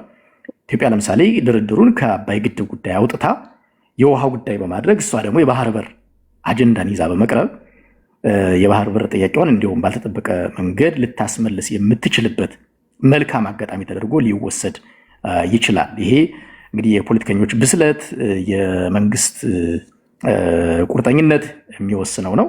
ከዚህ በተጨማሪ ግን ኢትዮጵያ ያለችበት የብሪክስ ብሎክ የሚባለው ይሄ አሁን የገባችበት የነ ራሽያ፣ የነ ብራዚል፣ የነ ሳውዝ አፍሪካ ያለበት ካምፕ በራሱ ከትራምፕ እሳቤ ጋር የተጋጨ በመሆኑ እንዲህ አይነት ፍላጎቶች አብረው የሚነሱ ናቸው። ምስራቅ አፍሪካ ላይ ቅድም የተነሳውን በተመለከተ ዩኤ ላይ ኤክሶደስ ያነሳውን በተመለከተ ትንሽ ለየት ያለ ሀሳብ አለኝ። የምስራቅ አፍሪካ ላይ እና የዚህ የገልፍ ፖርትስ የሚባሉት ላይ የሚያጠነጥን ፖለቲካ የራሳቸው የሆነ መለያ ባህሪዎች አሉት። እነ ሳውዲ አረቢያም እነ ዩኤም የራሳቸው አክተርስ ናቸው። ዝም ብለው ዩኤ በጣም አንደርማይን የምታደርጋት አይደለችም። ሌሎች ብሎክስ የሚባሉት አሉ። የነ ተርኪ፣ ሶማሊያ፣ ኢጅፕት ብሎክ የሚባለው አለ። የነ ሳውዲ ብሎክ የሚባል አለ። የነ ግሬት ፓወርስ የሚባሉት የነ ራሽያ፣ ቻይና እና አሜሪካ ብሎክ አለ። ኢትዮጵያ የመረጠችው የዩኤም ብሎክ ነው፣ የመካከለኛውን ብሎክ ነው የመረጠችው። ይሄ ባይዘይ እንደ መጥፎ የማየው አይደለም። እኔ ፐርሰናሊ የሳውዲን ብሎክ ብትመርጥ ግብፅ አለች፣ እዛ ጋ ሶማሊያ አለች። የነ ተርኪን ብሎክ ብትመርጥ አሁንም እዛ ጋ ኢጅፕትና ሶማሊ አክሲስ የሚባሉት አሉ። ስለዚህ በመሀል ላይ ብቸኛዋ ያለችው ዩኤ ነች። የዩኤን አክሲስ መርጣለች ማለት ነው ኢትዮጵያ። ከዛ የነ ግሬት ፓወርስ ያሉት የነ ራሽያ እና ቻይና አሜሪካ ያሉበት ነው። እዚህ ጋር ደግሞ ከሶስቱም ማጣጠም አለመሄድ የምታደርገው ጥረት ነው ያለው። የግብፅን ብሎክ ከመምረጥ የዩኤን ብሎክ መምረጥ ከአንድ የፖለቲካውን ከሚረዳ አካል እኔ በበጎ የማይሆነ ኤክሶደስ ያለውን ታሪካዊ ነገር ደግሞ አንደርማይን ሳላደርግ አሁን ባለው ሁኔታ ግን የተከተለችውን የዲፕሎማሲ እንትን የማጣጥል ሰው አይደለም ለማለት ነው። አመሰግናለሁ። ቴንኪው አያሌ መንበር፣ ከልብ ነው ማመሰግነው። አይ ቲንክ አሁን የመጨረሻ ዙር ላይ ያለ ነው። ለመጨረሻ ዙር ከቤቱ ለተነሱ ወይም ደግሞ እችን ነገር ሳልል ባልወርድ ፈልጌ ነው የቆየሁት ለምትሏት ነገር የመጨረሻ 3 ደቂቃ እንዴት ነው? 3 4 አርገው ቴዲ 4 ወይ 5 አርገው እንደዛ ይሻል። ለአዲስ ታይምስ 20 ደቂቃ፣ ለሌሎቻችሁ 4 ደቂቃ። እንዳታስቆመኝ 20 ሳያልቅሽ 4 ደቂቃ አላችሁ። አዲስ ታይምስ ጀምራለሁ። በቃ ከጨረሳችሁ በኋላ ሰላም እየተባባለን ኦኬ። እንደው ቶሎ ብዬ ላውራ 4 ደቂቃ ስለሆነ አሮ ነው ቴዲ ማውራት የምትፈልገው ከሌለ 4 ደቂቃን ካሁን በኋላ ያዘልኝና ላንተ ነው ደቂቃው። ኦኬ ቴንክ ዩ ቅድስቴ። እኔ with all respect ላንቺ ጥሩ ሐሳብ አለኝ፣ ጥሩ እህቴ ነሽ። ግን ዛሬ ያየሁብሽ አቋም ኒውትራል ነኝ ነው ያልሽው። ኒውትራሊዝም አላየሁብሽም። ሆነስትሊ እንነጋገር ከተባለ ኒውትራል አልሆንሽም። የአማራ ጀግኖች ባይሞቱ አልሽ። ጀግና እኮ የሚሞተው ለዓላማው ነው፣ ለህዝቡ ነው የሚሞተው እና የሞቱበት ዓላማ ነው ዋናው እንጂ እኮ ለምን ባይሞቱ ማኛ ምን እንወዳለን? እንዲሞቱ የሚፈልግ ሰው አለ እንዴ? ግን የሞቱለት ዓላማ አልተመለሰም። ብልጽግና አይመልሰውም የሞቱለትን ዓላማ። አማራን አንጋቶም ነው የምናደርገው ነው ያለው ብልጽግና። አማራ ደግሞ አንጋቶም እንዳይሆን ነው እየታገለ ያለው። ሶ ይሄንን you must be understand this አንቺ you should understand this። ይሄንን መሰረት አድርገሽ ነው አማራ ብለሽ መቆም ያለው። ብልጽግና ሀገሬ ማለት ይቻላል። እኔ ደግሞ የአማራ ህዝብ አንጋቶም እንዲሆን አይደለም። የአማራ ህዝብ የአማራ ህዝብ አንደኛ ማጆሪቲ ይሆናል ወይ ሁለተኛ ማጆሪቲ ነው በኢትዮጵያ ውስጥ። ያንን ስታረሱን ቀጥሎ ናቹራል በሆነ ነገር ሀገሪቱ ውስጥ ዜጋ ሆኖ እንዲቀጥል ነው የምፈልገው እንጂ ሃንጋቶም አሳንሶት ህዝቡን ጨርሶ ሃንጋቶም ማለት 100,000 200,000 ማሆን ህዝብ ነው። ሃንጋቶም አረጋዋለሁ የሚለው አብይ አህመድና ሽመልስ አብዲሳ ያንዲ እንዳይሆን ነው የአማራ ልጆች የሞቱት ጀግኖች የሞቱት እና ይሄን ዝም ብሎ ትግሉ ማሳነስ ካንቺ አልጠብቅም። ሆነስሊ በጣም ትክክል አይደለም ብዬላለሁ። ከዛ በተረፈ አያና ትንሽ ያነሳው ነገር እንደው ልበለው ብዙም ኢምፖርታንት አይደለም ግን ትንሽ ልበለው። እኔ ሰዎች ሲቃወሙኝ ትክክለኛ ነኝ የሚል ድንቁርና አይደለም ያራመድኩት። የሚቃወሙኝ ሰዎች ግን ጽንፈኞች ስለሆኑ ስለማቅ የሚቃወሙኝ ጽንፍ የያዙ ጥላቻ በጥላቻ የሰከሩ የኦሮሞ ብሔርተኞች ናቸው። ጽንፍ የያዙ የአማራ ቆሻሻ ብሔርተኝነት የሚያራምዱ እንደነ አኪላ ያሉ አስተሳሰብ ያላቸው ሰዎች ናቸው። ወይም ትግሬዎች ናቸው። ትግሬ ትጠላለህ የሚሉኝ ለምን የነሱን ቆሻሻ አስተሳሰብ ስለማልደግፍ ነው። ስለዚህ እኔ የምደግፈው ዲሞክራሲ ነው፣ እኩልነት እንደሆነ ያ ያረጋግጥልኛል ነው እንጂ ያልኩት በተቃወመኝ ሰው ልክ ወይንም በደገፈኝ ሰው ልክ የኔን ትክክለኝነት መዝኛ አይደለም። ሎጂካል ፋለሲ የለውም እዚህ ጋር። ይሄንን አውቃለሁ፣ በደንብ አውቃለሁ እና ይሄንን ነው የምለው። ከዛ በተረፈ ማን ነው አያለ ወንድሜ የአማራን ትግል 3 ተርኒንግ ፖይንት አለው አለ እና ምንድነው የሞግዚትነት ብሏል። አያለው እንግዲህ የባዴን ሞግዚት ነበርክ እና ሁሉም ሞግዚት ይመስላል። እንግዲህ አሁን የሆነውን ሁሉ ሞግዚት እያልክ ማጣጣልና የአማራ ትግል በቃ ወድቆለታል። የአማራ ፋኖ ሞግዚት የሆነ የለም። ትግሉ ላይ መንገዶች ስተቶች አሉ፣ እነዛ የሚስተካከሉ ነገሮች አሉ። ያሰላለፍ የአላይ ነገር እኛም ጥያቄ የምናነሳው ነገር ይኖራል። ግን ሞግዚት ናቸው ብለ የአማራ ትግል በቅቶለታል ምናምን የሚለው ያው እድሜ ልክን ባዴን ስለነበር ካያለው with respect አንተ ባዴን ነበር። አሁንም ደግሞ የአብይን ታገለዋለሁ ትላለህ። እኔ የአብይ ሞግዚት እንደሆንክ ነው ማውቀው። አያለው ጎንደር አብይ ቀለም ቀባልኝ ብለ የምትደሰት ስለሆነ ያ የአብይንም እየደገፍክ ነው ይታወቃልና ስለዚህ ሞግዚትነት ኦኬ ሞግዚትነት አስተሳሰብ ነውና አማራ ሞግዚት እንዳይሆን ነው ትግል ያነሳው። 7 ነው 8 የአማራ ፕሬዝዳንት የተቀየረው ሞግዚት ሆነው ነው። ባዴን ነው የባዴን አስተሳሰብ ሞግዚትነት ጎንደሬና ጎጃሜ በኢኮኖሚ እንዲበላለጡ እርስ በርስ እንዲፎካከሩ ማድረግ ነው እና ያ የሞግዚት አስተሳሰብ ነው፣ የባሪያ አስተሳሰብ ነው። አያሌው እሱን ትንሽ ቀነስ ብታደርገው ጥሩ ነው። የአማራ ህዝብ ግን ይታገላል። ጥያቄው እስኪመለስለት የአማራ ፋኖ ጥያቄውን እስኪመለስለት ለህዝብ የተነሳውን ጥያቄ ወይንም ለነጻነት የሚደረገው ትግል ይቀጥላል ብዬ አስባለሁ። ብዙ ተግዳሮቶች አሉት አማራ ፋኖ። የአላይ ችግር አለ። አዎ ኤርትራ ወያኔ የሚባለው ነገር አለ። እሱ የአማራን ጥቅም እስካላስነኩ ድረስ እኔ ሆነስሊ በትክክለኛው የአማራን ጥቅም እስካላስነኩ ድረስ አብሮ መስራትም ነውር አይደለም። አብይ አህመድ ቀለበት አድርጎ ከሻቢያ ጋር ሰርቷል። ሻቢያ ኢንቬድ አድርጎ የራሱን ህዝብ እንዲጨፈጭፍ ፈቅዷል። ስለዚህ ምንም አዲስ ነገር የለም። እነዚህ ሰዎች የአማራን ጥቅም ያስረክባሉ አያስረክቡም የሚለው ነው ጥርጣሬ ላይ ነው እንጂ እዛ ላይ ነው ጥያቄ ያለ እንጂ ሌላ ነገር አይደለም። ቴዲ አመሰግናለሁ። ቴንክ ዩ አዲሳችን ቢግ ሪስፔክት። ቴንክ ዩ ብራዘር ቴንክ ዩ። ቅድስት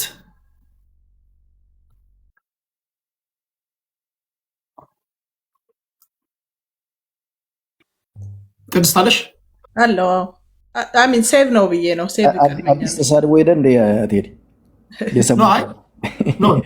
አሰናበትኩት። ይሰማል፣ ያደምጣል። የመሰናበቻ ስለሆነ እንትን ነው ስድብ ሳይሆን የፖለቲካ ተርሚኖሎጂ የተጠቀመው። ያው አንተ ደግሞ ተመጣጣኙን ነገር ምላሽ ምሰጥ ከሆነ 4 ደቂቃ ይኖራል፣ ችግር የለውም። ቅድስታችን 4 ደቂቃ አለሽ።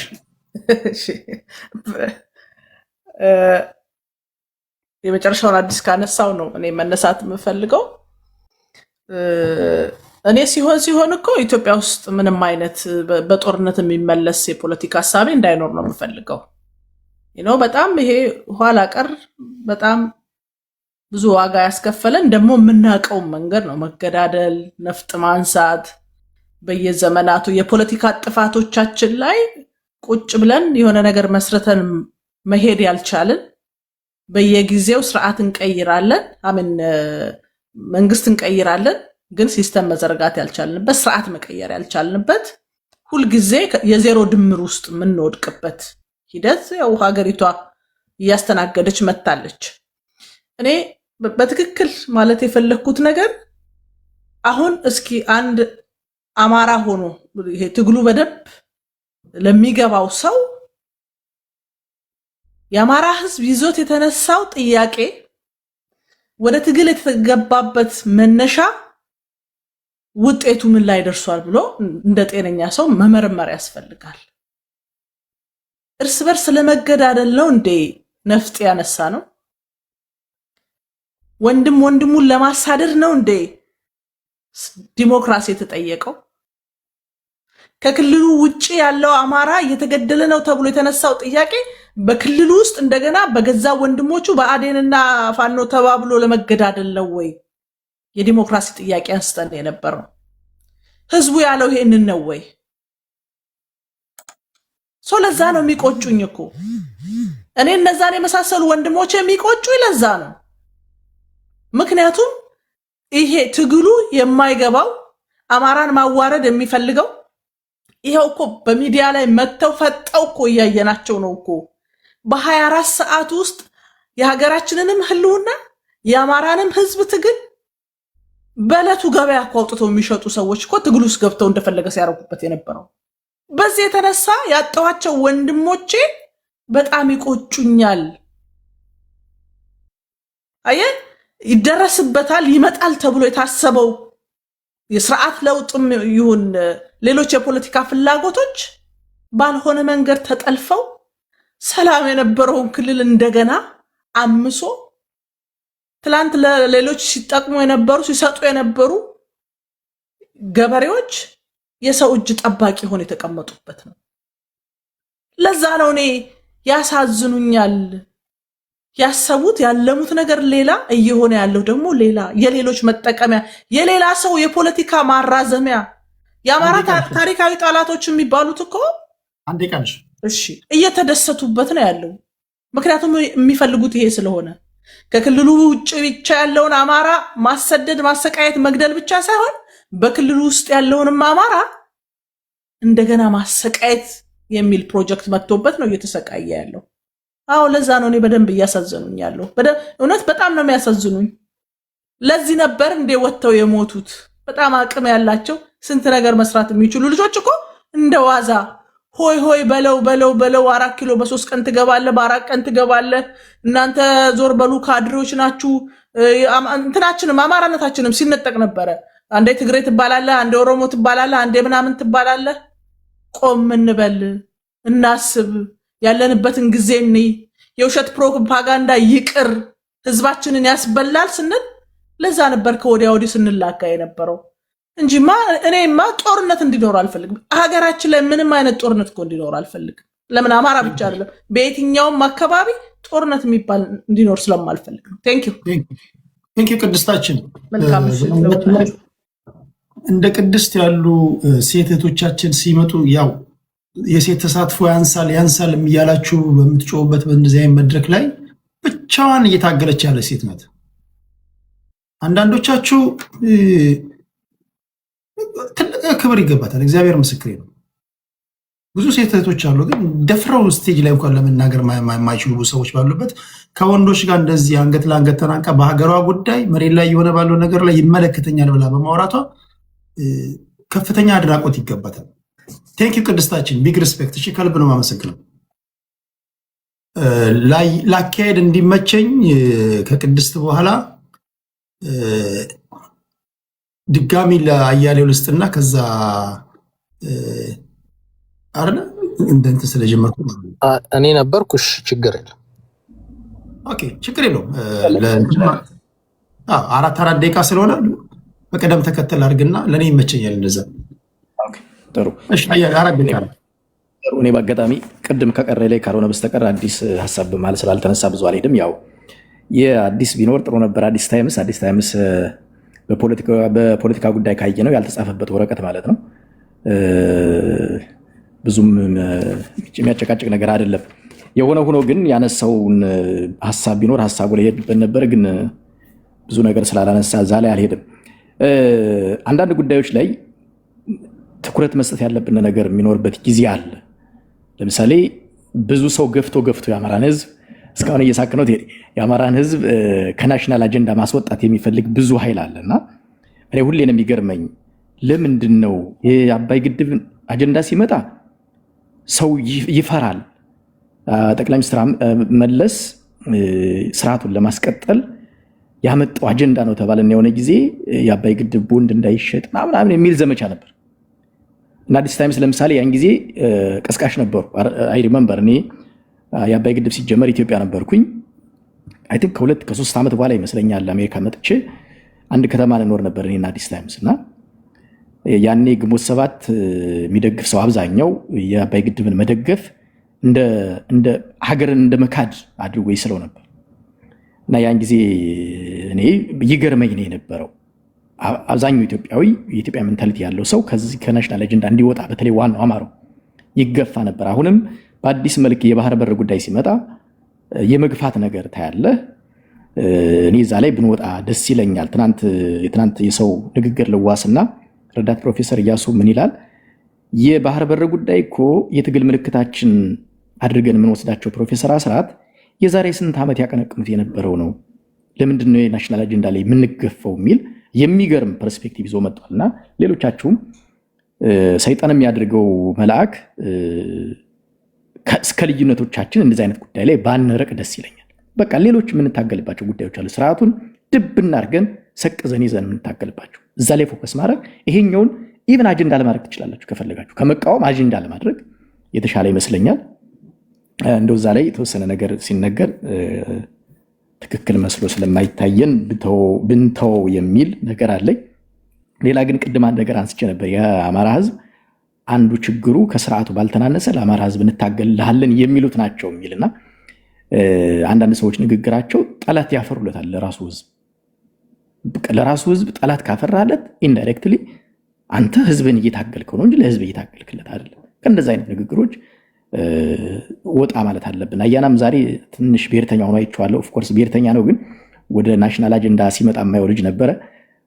ነካክተው ወርዶ ወደዛኛው ካምፕ ሊገባ እያየሁት ነበርና ከዛ መውጣት አለብን። አሁን ኢትዮጵያ ያለችበት ነባራዊ ሁኔታ የኛን ራዲካሊስትነት የሚፈልግ ጊዜ አይደለም።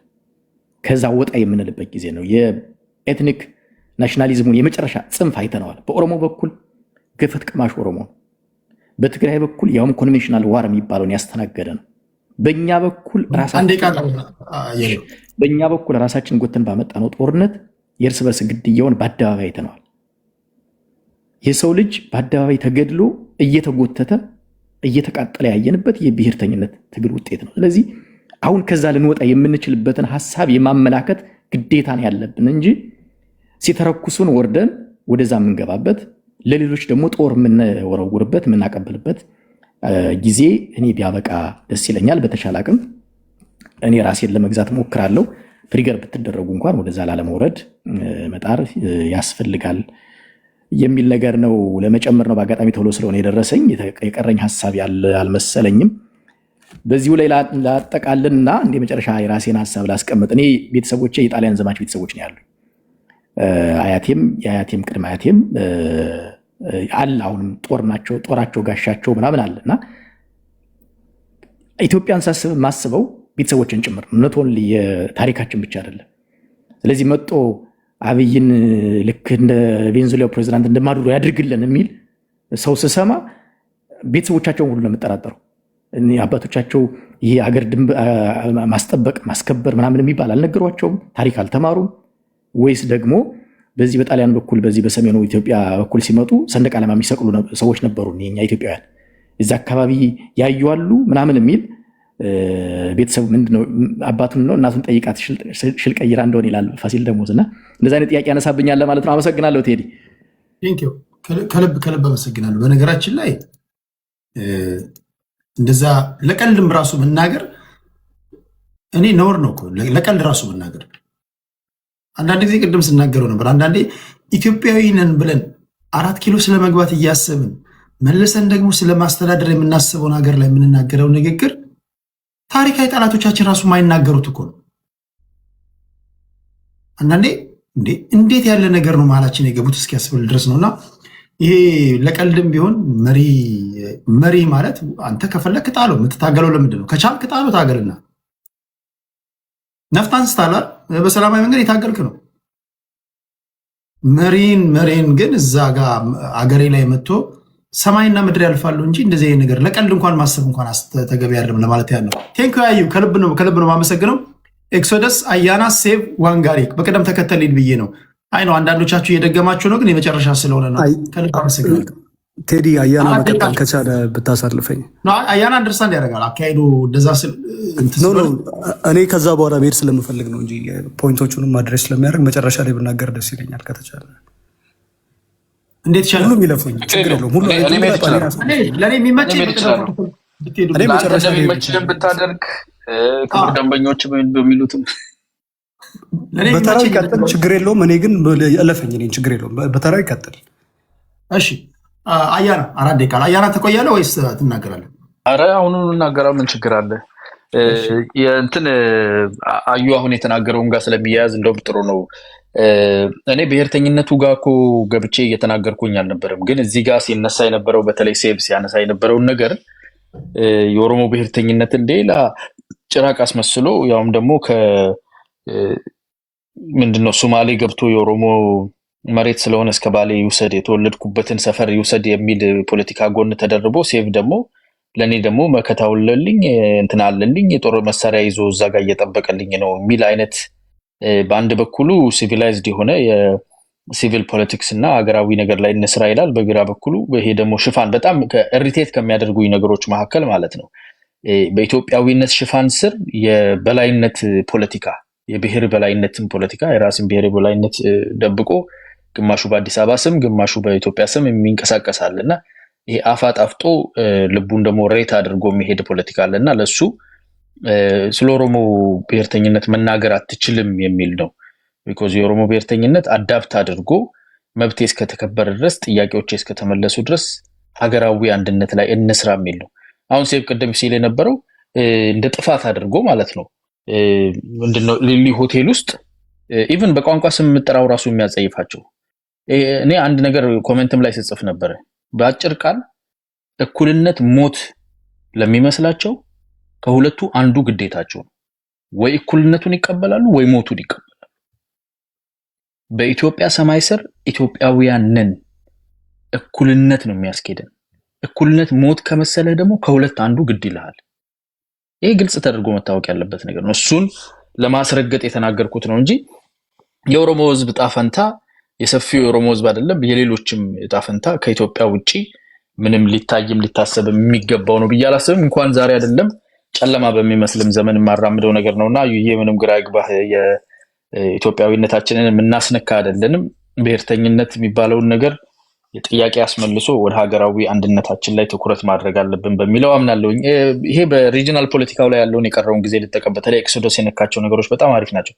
በነገራችን ላይ with all the issues ሴቭም የተናገረው ነገር እነዚህ ልጆች ማለት እነሱ ጋር ሆኜ መነጋገር ዛሬ ደስ ይለኛል። በጣም ጠንካራ አስተላለፍ ነው። ቅድስት አዩ ኤክሶዶስ ሴቭ ዋንጋሪ ይሄ በጣም ኤሊት ሊግ ነው ዛሬ የቲክታክ እዚህ ያለውና ደስ ይላል። ኤክሶዶስ በተለይ በጣም ጥሩ ነገሮችን አንስታል። ኦፖዝ ማድረጋቸው የማይስማሙኝ ነገሮች ወይም ደግሞ የኔ ግምገማ የተለየ የሆኑ ነገሮችን ላንሳና ለለፍ አንደኛ ዩኒፖላሪዝም የሚባለው በዓለም ፖለቲካ ዩኒፖላሪዝም አልቋል፣ ወደ መልታይፖላሪቲ ተቀይረናል የሚለው ትክክለኛ አይመስለኝም። I don't think you're saying that ወደዛ ያዘመመ ይመጣል ቴንደንሲ ያለ ካላል ስቲል ዩኒፖላሪቲ አለ። የአሜሪካ ዶሚናንስ እንደተከበረ ነው ያለው ማለት ነው። እየተሸረሸረ ያለውን ለመመለስ በገንዘብም በፋይናንሱም በሚሊተሪውም በዲፕሎማሲውም ያለውን ነገር ታይተን ለማድረግ የሚሰሩት ነገር አለ። ሌላኛው በሶስቱ ራንግ ያደረከው በሰባቱም ስትከፍለው ኢትዮጵያ ዲል ቴከር አልነበረችም የሚለው ኦፍ ኮርስ ዲል ቴከር ነው። ዲል ቴከርነት እኮ የሆነ ኢቨንት ላይ የሆነ ቦታ ላይ አፍሪካ ዩኒየን ሲመሰረት እዚህ ጋር ሄዳለች እዛ ሄዳለች በሚለው አይደለም። ኢኮኖሚ ነው የሚታየው። በኢኮኖሚ ኢትዮጵያ ሚድል ፓወርስ ወደሚባሉት ገብታ አልነበረችም ያለችው። በድህነት ነው እርዳታ በመናም በዚህ ነገሮች በጣም ተጠልፋ ስለነበረ የኖረችው ወደ ዛኛው ወደዚህኛውም ስናደል እንትን ስንል ዲል ቴክ ነው የምናደርግ የነበር ነው። ኤጀንት ስቴትም ሆነን የኖርንበት ሁኔታ አለና ሶ ዲል ቴከሮች ነበርን። ከዲል ቴከርነት ግን መውጣት አለብን። ፓወራችን መጨመር አለበት፣ ኢኮኖሚያችን ከፍ ማለት አለበት፣ ሚሊተሪያችን መጠናከር አለበት፣ ዲፕሎማቲክ ታዮቻችንን ማሳደግ አለብን የሚለውን ብንይዝ ይሻላል። ይሄ ዩኤኢ ላይ ያለው ኦብሴሽን ጤነኛ ኦብሴሽን አይመስለኝም። የመጨረሻው ነገር ዩኤኢ ከኢትዮጵያ ጋር ጤነኛ ግንኙነት ቢኖራት ባላቸው የዚህ ሚድል ፓወር መካከለኛው ኃይል ኮምፒቲሽን ውስጥ እኛ የምንጠቀምበት ነገር ካለ እሱን ሃርቨስት ማድረግ ከኢትዮጵያ ይጠበቃል። ያንን ማድረግ ግን የኢትዮጵያን ኢንትረስት አሳልፈው ይሰጣሉ የሚለውን አቅርቡልን እስቲ። ለዩኤኢ ስንል አሳልፈን የሰጠነው የኢትዮጵያ ኢንትረስት የትኛው ነው? የባህር በር ጥያቄ ማንሳታችን ነው? ግድቡን ሰርተን መጠየቃችን ነው የሺህ ዓመት ኮስታችን? የማዕከል መንግስት ተከብሮ እንዲቀመጥ ቲፒኤልኤፍ ያነሳውን ከባድ ጦርነት በድሮን እና በተለያየ ነገር አድርገን ማስቆማችንና የማዕከላዊ ሀገር ማጠናከራችን ነው? የትኛው ኢንትረስት ነው ኢትዮጵያ አሳልፈው የተሰጠው ለዩኤኢ ሲባል? የለም። ያለው ቅርበት ስለሚያስፈራ ነው፣ ታይት ስለሆነ ነው። አንዳንድ ጊዜ ኮንቬንሽናል ከሆነ ውጪ ራሱ አልፈው የሚያደርጉት ስላለ የጠቅላይ ሚኒስትሩና የዩኤኢ መሪ ቅርበት ብዙዎችን ስለሚያስፈራ ነው እንጂ ያለን ግንኙነት ከዩኤኢ ብቻ አይደለም። የሚገርመው ህንድ ማለት በዓለም አንደኛ ናት በህዝብ ብዛት፣ ቻይናን አልፋለች። ከህንድ ጋር ስትራቴጂክ አላያንስን የገባ ነው፣ ሃየር ሌቭል ነው። ይህን ከሚያክል ኢኮኖሚ ጋር ስትራቴጂክ አላያንስ ነን። ኦን ታፕ ኦፍ ብሪክስ ውስጥ ካለን ኢንቮልቭመንት ማለት ነው። ብሪክስ ገብተናል እኮ እንደ አንድ ሀገር ዛሬ ዲል ቴከር ነን እያልን የምናወራው ኤክሶደስ አዲስ እየተፈጠረ ያለው አንተ ዩኒፖላሪቲን እያፈረሰ ነው የምትለው እዚህ መልታይፖላሪቲ ውስጥ ያለ ሜጀር ፕሌየር ውስጥ ፈርስት ከመር አድቫንቴጅ ይዘን እየገባን ያለን እኮ ነን ከአምስቱ ሀገራት በኋላ ማለት ነው። እነኚህ አድቫንቴጆች ናቸው። ከፈረንሳይ ጋር ያለን፣ ከጣሊያን ጋር ያለን፣ ከእስራኤል ጋር ያለን፣ ከጎረቤታችን ከኬንያ ጋር ያለን ግንኙነት ዛሬ ሚሊተሪ ተንቀሳቅሶ የሚሰራበት ነው። አክሮስ ቦርደር ማለት ነው። በጣም ታይት ሆኗል። ከኬንያ እና ከሶማሌ የቱን ነው የምትመርጠው አንተ? ከኬንያ እና ከጅቡቲ የቱን ነው የምትመርጠው? ጅቡቲ፣ ኤርትራ እና ሶማሊያ አንድ ላይ ተደርበው የኬንያን ያህል ጎረቤት ይሆኑልሃል? በአቅም ካየን፣ በኢኮኖሚ ካየን፣ በኢንተርናሽናል ታይክ በሌቨሬጅ ካየን ማለት ነው። እነኚህን ሁሉ ነገሮች እያገኘንበት ነውና ሌላኛው ኮኦፕሬቲቭ ፍሬምወርክ የሚባለውን ነገር ይሄን ነክቼ ልጨርስ። የአባይ ግድብንም እያወራን ስለነበረ የህዳሴውን ግድብ ይሄ የግድቡ ላይ ያለው ታሪክ በፊት የነበረው የኮሎኒያል ትርክት መቆም አለበት። በዛ ስራ እንገዛም ብለን ፑሽ ማድረግ የጀመርነው ዛሬ አይደለም። በኢህአዴግ ጊዜ 1997 ላይ ነው ለመጀመሪያ ጊዜ ዘ ናይል ቤዚን ኢኒሺየቲቭ የሚባለው የተጀመረው። ለ13 ዓመት ለፊርማ እስኪከፈት ድረስ 13 ዓመት ፈጅቶብናል። ናይል ቤዚን ኢኒሺየቲቭ ማለት ነው የተፋሰሱን ሀገራት አንድ ላይ ተሳስረው በጋራ የመስራት የጋራ ውል ይኑረን፣ በኮሎኒያል አንተዳደርም። ግብጽ 13 ዓመት አስቆማለች። የኢህአዴግ ዘመን የነበረን ሙከራ ለፊርማ ከተከፈተ በኋላ ሌላ 14 ዓመት 27 ዓመት የታገለውን ነው የዛሬ 2 ዓመት ጠቅላይ ሚኒስትር ዶክተር አብይ አህመድ ባለው ሊደርሺፕ የተዘጋው ማለት ነው። ናይል ቤዚን ኢኒሺየቲቭ ብቻ ሳይሆን ሲኤፍኤ የሚባለው ማለት ነው ኮኦፕሬቲቭ ፍሬምወርክ አግሪመንት ተፈረመ። ሚኒንግ በድሮ አስተዳደር ስር አይደለንም ማለት ነው። በናይል ዙሪያ ግድቡ ብቻ አይደለም ያለቀው፣ ከግድቡ ኋላ ያለው ህግና ትብብር ጭምር ነው የተዘጋው። ይሄ የዲፕሎማሲ ይሄን ኃይል ነው የሚያሳየው። ግብጽ እምቢ እያለች ለጉመህ ግድቡንም ፊዚካሊ ያቆመህ ፍሬምወርኩንም አፏን ይዘህ አስገብተሃል ማለት ነው። ጎረቤት አስተባብረህ 10 ሀገር ጎረቤት አስተባብረህ ማስፈረም ከቻልክ ችለህ ነው ማለት ነው። ችለህ ተገኘ። ለምንድን ነው ሲያደርገው የማይጥምህ? ለምንድን ነው የኢሊሊ ሆቴል ውስጥ የተገናኙት? ባይዘው የኦሮሞ ተቃዋሚ ፓርቲዎች ናቸው፣ በሰላማዊ መንገድ የሚታገሉ ናቸው። ሁለት የኦሮሞ ተቃዋሚ ፓርቲዎች ተሰብስበው አዲስ አበባ ላይ መነጋገራቸው ላንተ የሚቆረቆርህ ከሆነ ሀገራዊ አንድነትን ለማገንባት የኃይለ ሥላሴ የሚኒሊክን የማንን የአድዋን የፋሲልን ሲገነባ የሚውለው ሰውዬ ኢትዮጵያ የሚለው እንደመር የሚለው ሰውዬ የኦሮሞ ብሔርተኛ ጽንፈኛ ከሆነብህ፣ ታጋዮቹ በሰላም የሚታገሉት ጽንፈኛ ከሆኑብህ፣ አያና ጽንፈኛ ከሆኑብህ ችግር ከኦሮሞ ነው ማለት ነው። ኦኬ ቴንክ ዩ አያና፣ ከልብ አመሰግናለሁ። ቅድም ስላላወራ ነው ተጨማሪ ደቂቃ የሰጠሁት። ከዚህ በኋላ በሀገራዊ ጉዳይ ላይ ከዚህ ብዙ ጊዜ እናገራሉ። ለምን ሁለት ነገር ጎራ መለየት አለብኝ። በሀገራዊ ጉዳይ ላይ አጀንዳ ሲኖር አይመለከተንም የምትሉና እንደ ሀገራዊ ጉዳይ ማውራት የማትችሉ ፖለቲከኞች ባትልኩልኝ። አንድ ማይመለከታችሁ አይመለከታችሁም። የማውራት ልምምዱ የሌላችሁ ደግሞ መታችሁ ባትበጠብጡ። ምክንያቱም እንደ ሀገር ደግሞ ማውራት የሚችሉ ልምምዱ ያላቸው ሰዎች በነፃነት ማውራት እንድንችል ማለት ነው። ለእናንተ የብሔር ጉዳይ ሲሆን እናወራለን፣ ያስማማል አይደል? ለእናንተ የብሔር ሲሆን እንደ ልምምዳችሁ አፋችሁን እንደፈታችሁበት እናወራለን። ይሄ ግን የጋራ ጉዳይ በተለይ የናሽናል ኢንተረስት ጉዳይ ሲሆን ሰዎች ሰፋ ብሎ ማውራት ስላለባቸው ለእናንተ ለነሱ ብቻ አይደለም እኮ ለሌሎች ሰዎች ነው። እዚህ ጋር ዋና የሚያደምጡ ሰዎች የግንዛቤ ማስጨበጫም ስለሆነ እውቀትም ስለሆነ ለነሱ ሰፋ ያለ እድል ስለሆነ መታችሁ ባትበጠበጡ። በቃ አገራዊ ጉዳይ ከሆነ ቶሎ ብለህ ቻናሉን መቀየር፣ አንደበትን ወደ አገራዊ ጉዳይ ትቀይራለህ። የብሔር ሲሆን ወደ ብሔር እንደዛም ታደርጉ ከሆነ ኦኬ። ካልሆነ ግን ገብቶ መበጥበጥ እንዳይሆን ለማለት እንትን ክላስ መፍጠር አለብን ለማለት ያለው። ቴንኪው አያና ከልብ አመሰግናለሁ። መልካም ምሽት። ሁለት ሰው ይቀረኛል፣ ሴቭ እና ዋንጋሪ። ማን ይቅደም? ኦኬ እኔ ልሂድና እንትን ልበል። ቴዲያችን ምንድነው ሚስ ሪፕሬዘንት አድርጎኛል። እኔ ነኝ እኩልነት ወይም ሞት ምለው። እኔ የተወለድኩበት አካባቢ ባሌ ያለው እሱ ቢወለድበትም እኔ ከአያና እኩል ባለቤት ነኝ፣ የባሌ ባለቤት ነኝ ብዬ ነው የማምነው። አገሬ ስገባ ምናምን ባሌ ዋሻ መሄድ እፈልጋለሁ። አሪፍ የሪዞርት ቦታ ከሰጡኝ ባለማ ደስ ይለኛል ምናምን። ልክ እንደ ጎንደር እንደ ጎጃም እንደ ወሎ ነው የሚያው ባሌን ማለት አገሬ ነው። ስለዚህ እሱ የተለየ የባሌ ባለቤት ሊሆን አይችልም። እኩልነትን የማይቀበል ሰው ሞት ያለው የበላይነት እኮ ነው እናንተ ጥያቄ። አያና እኩልነትማ መስሎን ተቀብለናችሁ ነበር። ስልጣን ስለያዝን አየር መንገዱን ኦሮሞ በኦሮሞ አረግ ነው ተቋሚ እንግዲህ እና ሄዶ ምናምን ነው እኮ የሚሏችሁ የኦሮሞ ብሔርተኞች። የኦሮሞን ጥያቄ አትመልሱም ስንላቸው አየር መንገዱን ኦሮሞ አረግን ነው የምትሉት እያለህ ነው። ኦሮሞ አይደለም እኔ ችግሬ ከጽንፈኛ ብሔርተኛ ነው አያና።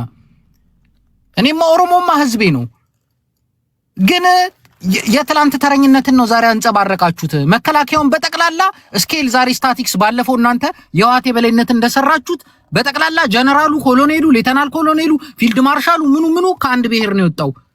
የፌደራል ቢሮዎች፣ ከተማ መስተዳድሩ፣ ክፍለ ከተሞቹ፣ መንገድ ትራንስፖርቱ ምኑ ከአንድ ብሔር ነው የሆነው። ይሄ የበላይነት ነው። እኔ ጥምቀት ላይ እኔን የሚወክለኝን ሰንደቅ ዓላማ ማንጠልጠል አልችልም። አንተ ግን ገዳህን ታከብራለህ። ገዳ መቀባት ትችላለህ። መንገድ ይዘጋልሃል ምናምን።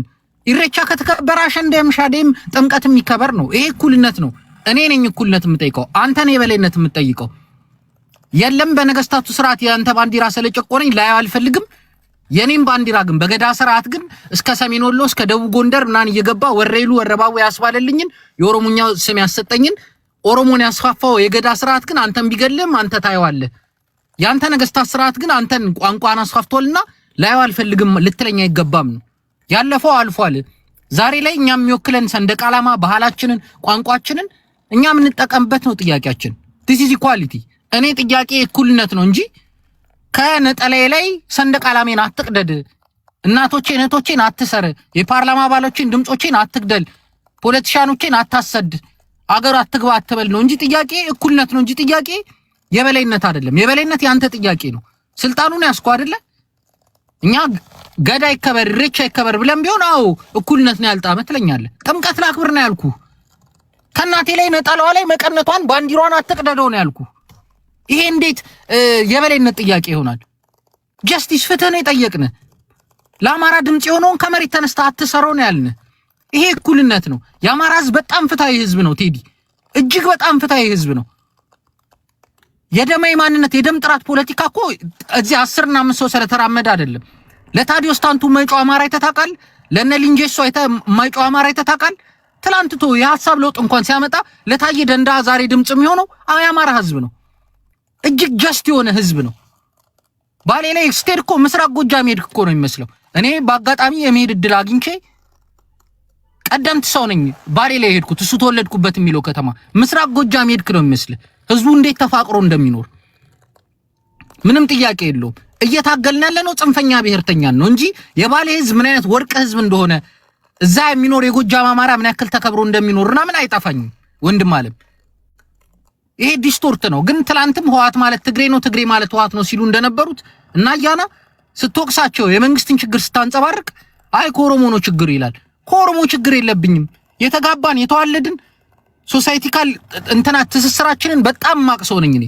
ትንሽ ፊደል የቆጠረ ሰው እንኳን ያውቃል። እንኳን እንደኔ በጥልቅ እንትን ውስጥ ያለፈ ሰው ትንሽ እንትን ያለ ሰው እንኳን የማህበረሰባዊ ትስስሩን በደንብ ያውቃል። የተጋባ የተዋለደ የጋራ ታሪክ ያለው እሴቶቻችን አንድ የሆንን በዲኤንኤ እንኳን የምትለየው ህዝብ አይደለም አውጥተህ እና ልትበትነው ልትለያየው ማትችለው በጂኦግራፊም እሺ በደም ማትለየው እንትን ነውና አንድ ህዝብ ነን።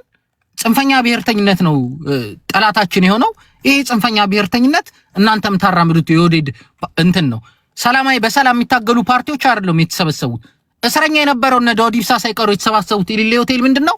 በተለያየ አጀንዳ ብንለያይም አዲስ አበባን ፊንፊኔ በማድረግ የባለቤት ጥያቄያችን እንስማማ ተባብሎ የተስማሙት። ይሄ እኔን ሁለተኛ ዜጋ የሚያደርገኝ የሀገሬን የተወለድኩባትን ከተማ ከባለቤትነት ውጪ የሚያደርገኝ ህገ መንግስቱን የሚጥስ ህገ መንግስቱ የፌዴራል መቀመጫ እንደሆነችና አዲስ አበባ ስሟ እንደሆነ ነው የሚዳቅሰው። ጠቅላይ ሚኒስትሩ ወጥቶ ድሬዳዋ የኦሮሚያ ነች ሲል እሱንም የፌዴራል ከተማ መስተዳድር እንደሆነች ይታወቃል። ተስፋፊ አትሁኑ ነው፣ ጽንፈኛ አትሁኑ ነው። የናንተ ባህል ከኛ ባህል እኩል ነው። የናንተ እምነት፣ አስተዳደር ምናምን ሁሉ ከኛ ጋር እኩል ነው። እኩልነት ነው ጥያቄያችን። ዲስቶርት አታርጉት። ዋንጋሪን ነው ይወደዋለሁ፣ ለምን አልወደውም? ኤክሶደስንም ዋንጋሪንም እኩል ነው የምወዳቸው። የፓርቲ ልዩነት ከኦሮሞ ጋር ነው ችግር ያለባችሁ ምናምን ብላችሁ እንትን ማለት አትችሉም ነው። ይሄ ጽንፈኛ ብሔርተኝነትን ነው የምንጸየፈው እና የትላንት ህዝብ ጉያ ውስጥ የመደበቅ ፖለቲካ እንድትሰሩ አንፈቅድላችሁም ነው። ኦሮሞ ህዝባችን ነው፣ እናንተ ጽንፈኛ ብሔርተኛ ናችሁ፣ እናንተ እንታገላለን። ቴንክ ዩ ሴቫችን። ኤክሶደስ እሺ፣ ከላይ ተቀምጣል። ኤክሶደስ ኦኬ፣ ልቀጥል። እሺ አመሰግናለሁ። የተነሱ ፖይንቶችን ትንሽ አድሬስ ላርጋቸውና የህዳሴው ግድብ ጋር ግን ተያይዞ የመጣው ናሬቲቭ እኔ አሁን በሚባለው መልኩ አይደለም ማየው። ወደ ዋናው ፖይንት ስመጣ እሱ እናገራለሁ። የህዳሴው ግድብ እንደምታውቁት ከዚህ በፊት በነበረን መረጃ 85% የሲቪል ወርክ 65% ደግሞ ኤሌክትሮሜካኒካል ወርክ የተሰራበት ፕሮጀክት ነው የነበረው እና ጠቅላይ ሚኒስትሩ መጥቶ ያወጣችሁት ገንዘብ 10% የሚሆን ፕሮጀክቱን ኦልሞስት የሞተ ፕሮጀክት ነው ከአፈር ውስጥ አንስተን ፕሮጀክት ያደረግነው ሲል ሰምተናል። እና ይሄ ያለው ኢምፕሊኬሽን አሁን ካለው ናሬቲቭ ጋር ምናልባት ሴንስ ሊሰጥ ይችላል። የህዳሴው ግድብ እኔ ተሽጧል ነው የምለው። ተሽጧል የምልበት ምክንያት አሁን የመጣውም የትራምፕ ሬቶሪክም ከግብጾች ጋር አብረ መደራደር አለብህም የሚልበት እንትን የመጣበት ሌትስ ሳይ ወደኋላ እንመለስና ትንሽ የክሪቲካል ኦብዘርቬሽን እናርግ። ከፍተኛ ጦርነት የነበረበት ሀገር ነው። ከፍተኛ ኢኮኖሚ ወድሟል። ካዝናው ባዶ ነው ስንረከበው ምናምን ሲሉ የነበሩ ሰዎች የህዳሴ ግድቡን በምንድን ነው የጨረሱት? እንደተባለው በህዝብ ገንዘብ ካልሆነ በብድር የመጣ ገንዘብ የተነገረው ኦፊሻሊ ፓርላማ የሚያውቀው ስቴትመንት የለም። የህዳሴው ግድብ በምንድን ነው የጨረሳችሁት? ሸጣችሁታል ግድቡን? እሱን ግልጽ አድርጉልን። ህዳሴ ግድቡ ከተሸጠ ደግሞ አሁን ምናልባት የትራምፕ ናሬቲቭ እና ሬቶሪክ ለግብፅ እንዴት አድርገን መስጠት እንዳለብን ሊያደርጉ ነው። የህዳሴ ግድብ ላይ ኮምፕሮማይዝ የሚያደርግ ኢትዮጵያ የለም። በህዳሴ ግድብ ቁጭ ብለን ወንበር ላይ ልንቀመጥን ፈቃደኛ አንሆንም። የህዳሴ ግድብ ናሽናል ፕሮጀክታችን ነው። የኢትዮጵያ የፓወር ፕሮብለማችንን ለአንዴና ለመጨረሻ ጊዜ አድሬስ ያደርጋል ብለን የምናስበው ነው እና የህዳሴው ግድብ ላይ አሁን ትራምፕ ያነሳው ንግግር እኔ ነሰሰርሊ በዚህ ፖይንት ብቻ መታየት አለበት ብዬ አላምንም። በቃ የህዳሴ ግድቡ ተሽጧል ወይ? ከተሸጠም ደግሞ ትራንስፓረንትና አካውንተብል የሆነ ሲስተም እንዲኖር እንፈልጋለን። በምን ተሰራ፣ ምን ያህል በጀት ነው የጨረሰው፣ ከየት ነው ገንዘቡ የመጣው የሚለውን ነገር በስነስርዓት እንትን ያድርጉልን። ሁለተኛው የተነሳው ፖይንት ዩኒፖላር እና መልቲፖላር በሚለው እንትን ላይ ነው። በዩኤኢን ኢትዮጵያ ውስጥ ከማስገባት በላይ ታሪካዊ ስህተት ሊፈጠር አይችልም። ማስገባት ደግሞ አሁን የቅድሙን አጀንዳ ያነሳሁት ምንድን ነው፣ ዓለም ላይ ሪል ፖለቲክ ነው እየተደረገ ያለው። በቃ ኦብጀክቲቭ የሆነ ፖለቲክስ ራሽናል ነው። ምንም አይነት የሞራል እና የቫሊዩ ምናምን እንትን የለው። ዩኤኢ አፍሪካ ውስጥ ያደረገችው ነገር በጠቅላላ ተመልከት። ሱዳን ውስጥ ገብታ ምንድን ነው ያደረገችው? የመን ላይ ምንድን ነው እያደረገች ያለችው? ዩኤኢ ገብታ ሰላም የሆነበት ሀገር ታውቃላችሁ? እነሱ ማግኘት የሚፈልጉትን ጥቅም ለማግኘት መክፈል ያለብን ዋጋ አንተ መክፈል አለብህ ነው። ስለዚህ በጣም ኢሞራልና ሾርት ሳይትድ የሆነ ዲፕሎማቲክ ኢንጌጅመንት የምትከተል ሀገር የኢትዮጵያ ናሽናል ሴኪሪቲ በርህን ከፍተ ማሳየት ትልቅ አደጋ ነው ያለው። የመከላከያ እኮ እንትን መረጃ እኮ እጃቸው ላይ እኮ ነው ያለው። ቤዛቸውን ነቅለው እኮ ከሱዳን ሲወጡ እኮ ወደ ኢትዮጵያ እኮ ነው ቀጥታ እንትን በፕሌን የተላከው፣ በካርጎ ፕሌን የተላከው። ምን አይነት ፖለቲካና ሴኪሪቲ ኢምፕሊኬሽን ነው ያለው ይሄ? ሌላው ደግሞ ከዚህ በላይ በጣም አደገኛ የሚያደርገው ዩኤኢ ምን ፈልጋ ነው ይህንን አይነት በጣም ቮራሽስ የሆነ አይነት እንቅስቃሴ እያደረገች ያለችው የሚለው ነገር በጣም ኢምፖርታንት ነው። ቴዲ ይህንን ልናገርና ሀሳቤን ጠቅልዬ እጨርሳለሁ። ዩኤኢዎች ቅድም እንዳልኩ በ2076 ዓመተ ምህረት ያላቸው የኦይል ሪዘርቭ በጠቅላላ ዜሮ ይገባል። ስለዚህ ኢኮኖሚክ ዳይቨርሲፊኬሽን መስራት አለብን። ለዚህ አግሪካልቸር ላንድ ያስፈልገናል ይላሉ። የአግሪካልቸር ላንድ ደግሞ በአፍሪካ ላይ በጣም እየተቀራመጡ ነው። ሁለተኛው የሴኪሪቲ ጥያቄ ነው። እንደምታውቀው ፖፑሌሽናቸው በጣም ትንሽ ነው። 1 ሚሊዮን የሚሆን ህዝብ ማይሞላ ህዝብ ያላቸው ሰዎች ናቸው። እነዚህ ሰዎች የናሽናል ሴኪሪቲያቸውን ለማስጠበቅ እንኳን ወታደር ከአፍሪካ ነው መውሰድ ያለብን ብለው በትክክል እኮ ነው፣ የተደበቀ ዶክመንትም አይደለም። ሀገራችንን እኛ ተዋክተን ስለማንጠብቀት ወታደር እንፈልጋለን፣ እሱን ደግሞ መርሰነሪ ከአፍሪካ ነው የምናመጣው ነው የሚሉት።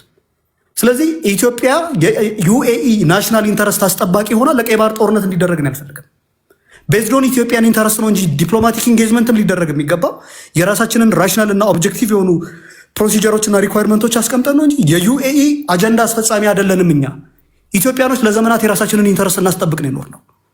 ሶ አንድ የኢትዮጵያ ናሽናል ኢንተረስት ለማስጠበቅ አቅሙ የሌለው በጣም ኢንኮምፒተንት የሆነ ሊደር 4 ኪሎ ተቀምጧል። ይሄ ሰውዬ ግን የሚወስነው ውሳኔ ዳይሬክትሊም ኢንዳይሬክትሊም የኢትዮጵያን ኢንተረስት ነው የሚጎዳው። ስለዚህ የኢትዮጵያን ኢንተረስት ደግሞ ቬንጋርድ የመሆን ኃላፊነት አለብኝ። ኦኬ ናሽናል ኢንተረስት ኮምፕሮማይዝ የማደርግበት ጉዳይ አይደለም፣ ግን ደግሞ ትሬትኒንግ የሆነ ሲቹዌሽን ላይ ነው ያለሁት። አሁን ትራምፕ ገብቶ አዲስ አበባ ገብቶ አብይን አንጠልጥሎ ተወስዶ እንደ ማዱሮ ምናምን የምትሉት ተረት ለማንም ኢዳዝ ሜክ ሴንስ። እሱን ለማድረግ ነው የትኛውም ኢትዮጵያ አይተባበረው። የዛን ጊዜ ፋኖም ኦላ ምናምን የምትሉት አካል በምን አይነት መልኩ እንደሚቆም እናያለን።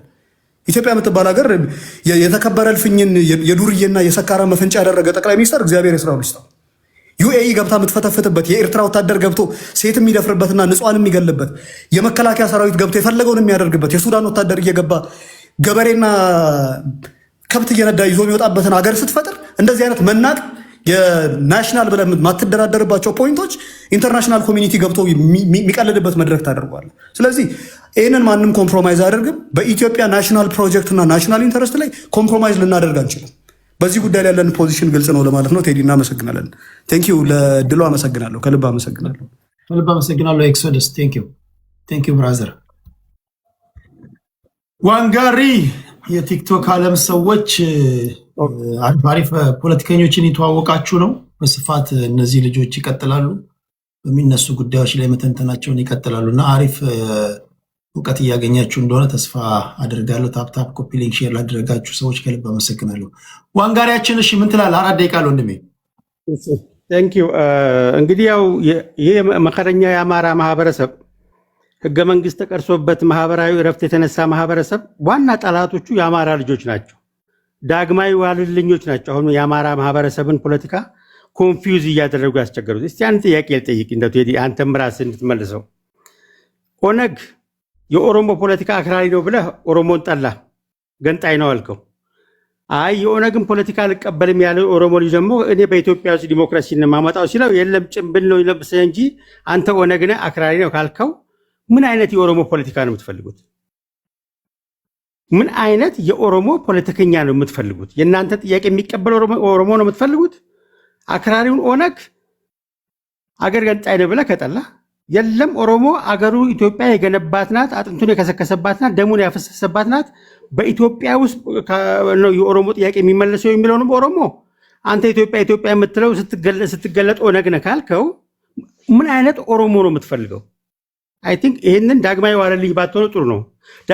ዳግማዊ ዋለልኝ ደግሞ የምልህ የአማራን ማህበረሰብ እንደ ማህበረሰብ ፈርጆ ህገ መንግስት ቀርጾ አማራን መከራውን ሲያበላ የነበረ ህወሓትና ሻቢያ ጋር ሄደ ጥምዶ የፈጠረውን ኦነግ ጋር ፋኖ ጥምዶ ፈጥሮ ከአክራሪ ኦሮሞ ፖለቲካ የሚያራምደው ጋር ጥምዶ ፈጥረህ ዶክተር አብይ የሚመራውን ደግሞ የኦነግ ፖለቲካ ነው የምትለው ከሆነ ማን ነው የአማራ ማህበረሰብን ኮንፊውዝ እያደረገ ያለው? ማን ነው የአማራ ማህበረሰብ ላይ ዳግመኛ ዋልልኝ የሆነበት ማን ነው? እውነቱን እንነጋገር። ከዚህ በላይ አልሄድም። ሴቭ ላነሳው ጥያቄ እውነቱን መርምሩና ፈትሹ። ዳግማዊ ዋልልኝ አትኑበት። የአማራ ማህበረሰብ ጨዋ ማህበረሰብ ነው። ካራ ማራ ላይ የሞተ ማህበረሰብ ነው። አድዋ ላይ አጥንቱን የከሰከሰ ማህበረሰብ ነው። ለኢትዮጵያ ዳር ድንበር በየሜዳው ላይ ሰውነቱን የገበረ ማህበረሰብ ነው። ያስጠበጠቡት ግን የገዛ ልጆቹ ናቸው። አሁንም የሚያስጠበጥቡት የገዛ ልጆቹ ናቸው። ሰላም ፈልጋለሁ፣ የአማራ ማህበረሰብ እንዲማርልኝ ይፈልጋለሁ፣ ሰላም ፈልጋለሁ ብሎ የሚገባውን ባንዳ ብለ ከኦነግና ከህወሓት ከሻቢያ ጋር ጥምዶ የፈጠረውን ጀግና ብለ ዳግማዊ ዋልልኝ አትኑበት የሚለው መልእክት ነው ላስተላልፍ የምፈልገው። በመጨረሻም አባይን በሚመለከት ዋና ርዕሰ ጉዳይ በሚመለከት ጎበዝ አባይን አሁን ትራምፕ በዚህ መልኩ ሊመጣ ያስቻለው በዶክተር አብይ ድንቅ አመራር ስላለቀና ስለተሞላ ነው። ባይሞላና ባያልቅ ኖሮ ቴዲ ምን ሊሆን እንደሚችል አስባል? አንጨርሳትም ነበር ማለት ነው። ምክንያቱም ግሎባል ኦርደሩ በህግ መሰረት አይደለም የሚሰራው። ባይ ዘ ዊል ኦፍ ትራምፕ ነው እንጂ የሚሰራው ባይ ዘ ዊል ኦፍ ዘሎ አይሰራም ነበረ። ስለዚህ መሞላቱና ማለቁ እንደ አንድ ክሬዲት እንወስድና የብልጽግና መንግስት የግድቡን ከቀይ ባህር ጋር ማገናኘቱ የኢትዮጵያን ናሽናል ኢንተረስት ፕሮሞት የሚያደርግ ስለሆነ በአራዳም በፋራም ይሄ ናሽናል ኢንተረስት እንዲሳካ አግዘው። ነገ ጠዋት ዶክተር አብይ ይሄዳል፣ የሚቀረው ለኢትዮጵያ ነው ናሽናል የሬድሲ ጉዳይ። ስለዚህ የግድቡን ጉዳይ ስናነሳ የትራምፕን ጉዳይ ስናነሳ እንዴት ነው የምንቀበለው ሲባል አንደኛ የግድቡን ጉዳይ የፌር ዩቲላይዜሽን ኦፍ አባይን ከመለስን ወደ ቀይ ባህርም ሁለቱ ስለሚገናኝ የሁለቱ የኢትዮጵያ ችግር የሚጀምረው ከቀይ ባህርና ከአባይ ስለሆነ ይሄንን ሊፈታ የሚችል በያለንበት እናግዘው፣ ኢትዮጵያን ከህመማዋን ፈውሳት። ቢቻል እኛ አንድ ሆነን አፍሪካን አንድ አድርገን ነው ከትራምፕ አይነት አመጣጥ መዳን የምንችለው። ሶሉሽኑ ከገባንበት የጎጥ ፖለቲካ፣ የኪስ ፖለቲካ፣ ትንሽ የጠባብ ፖለቲካ ወጣ ብለን ሲሆን እንደ አንድ ኢትዮጵያ ቆመን ከፍ አድርገን ነው ደግሞ እንደ አንድ አፍሪካ ቆመን ነው መቋቋም የምንችለውና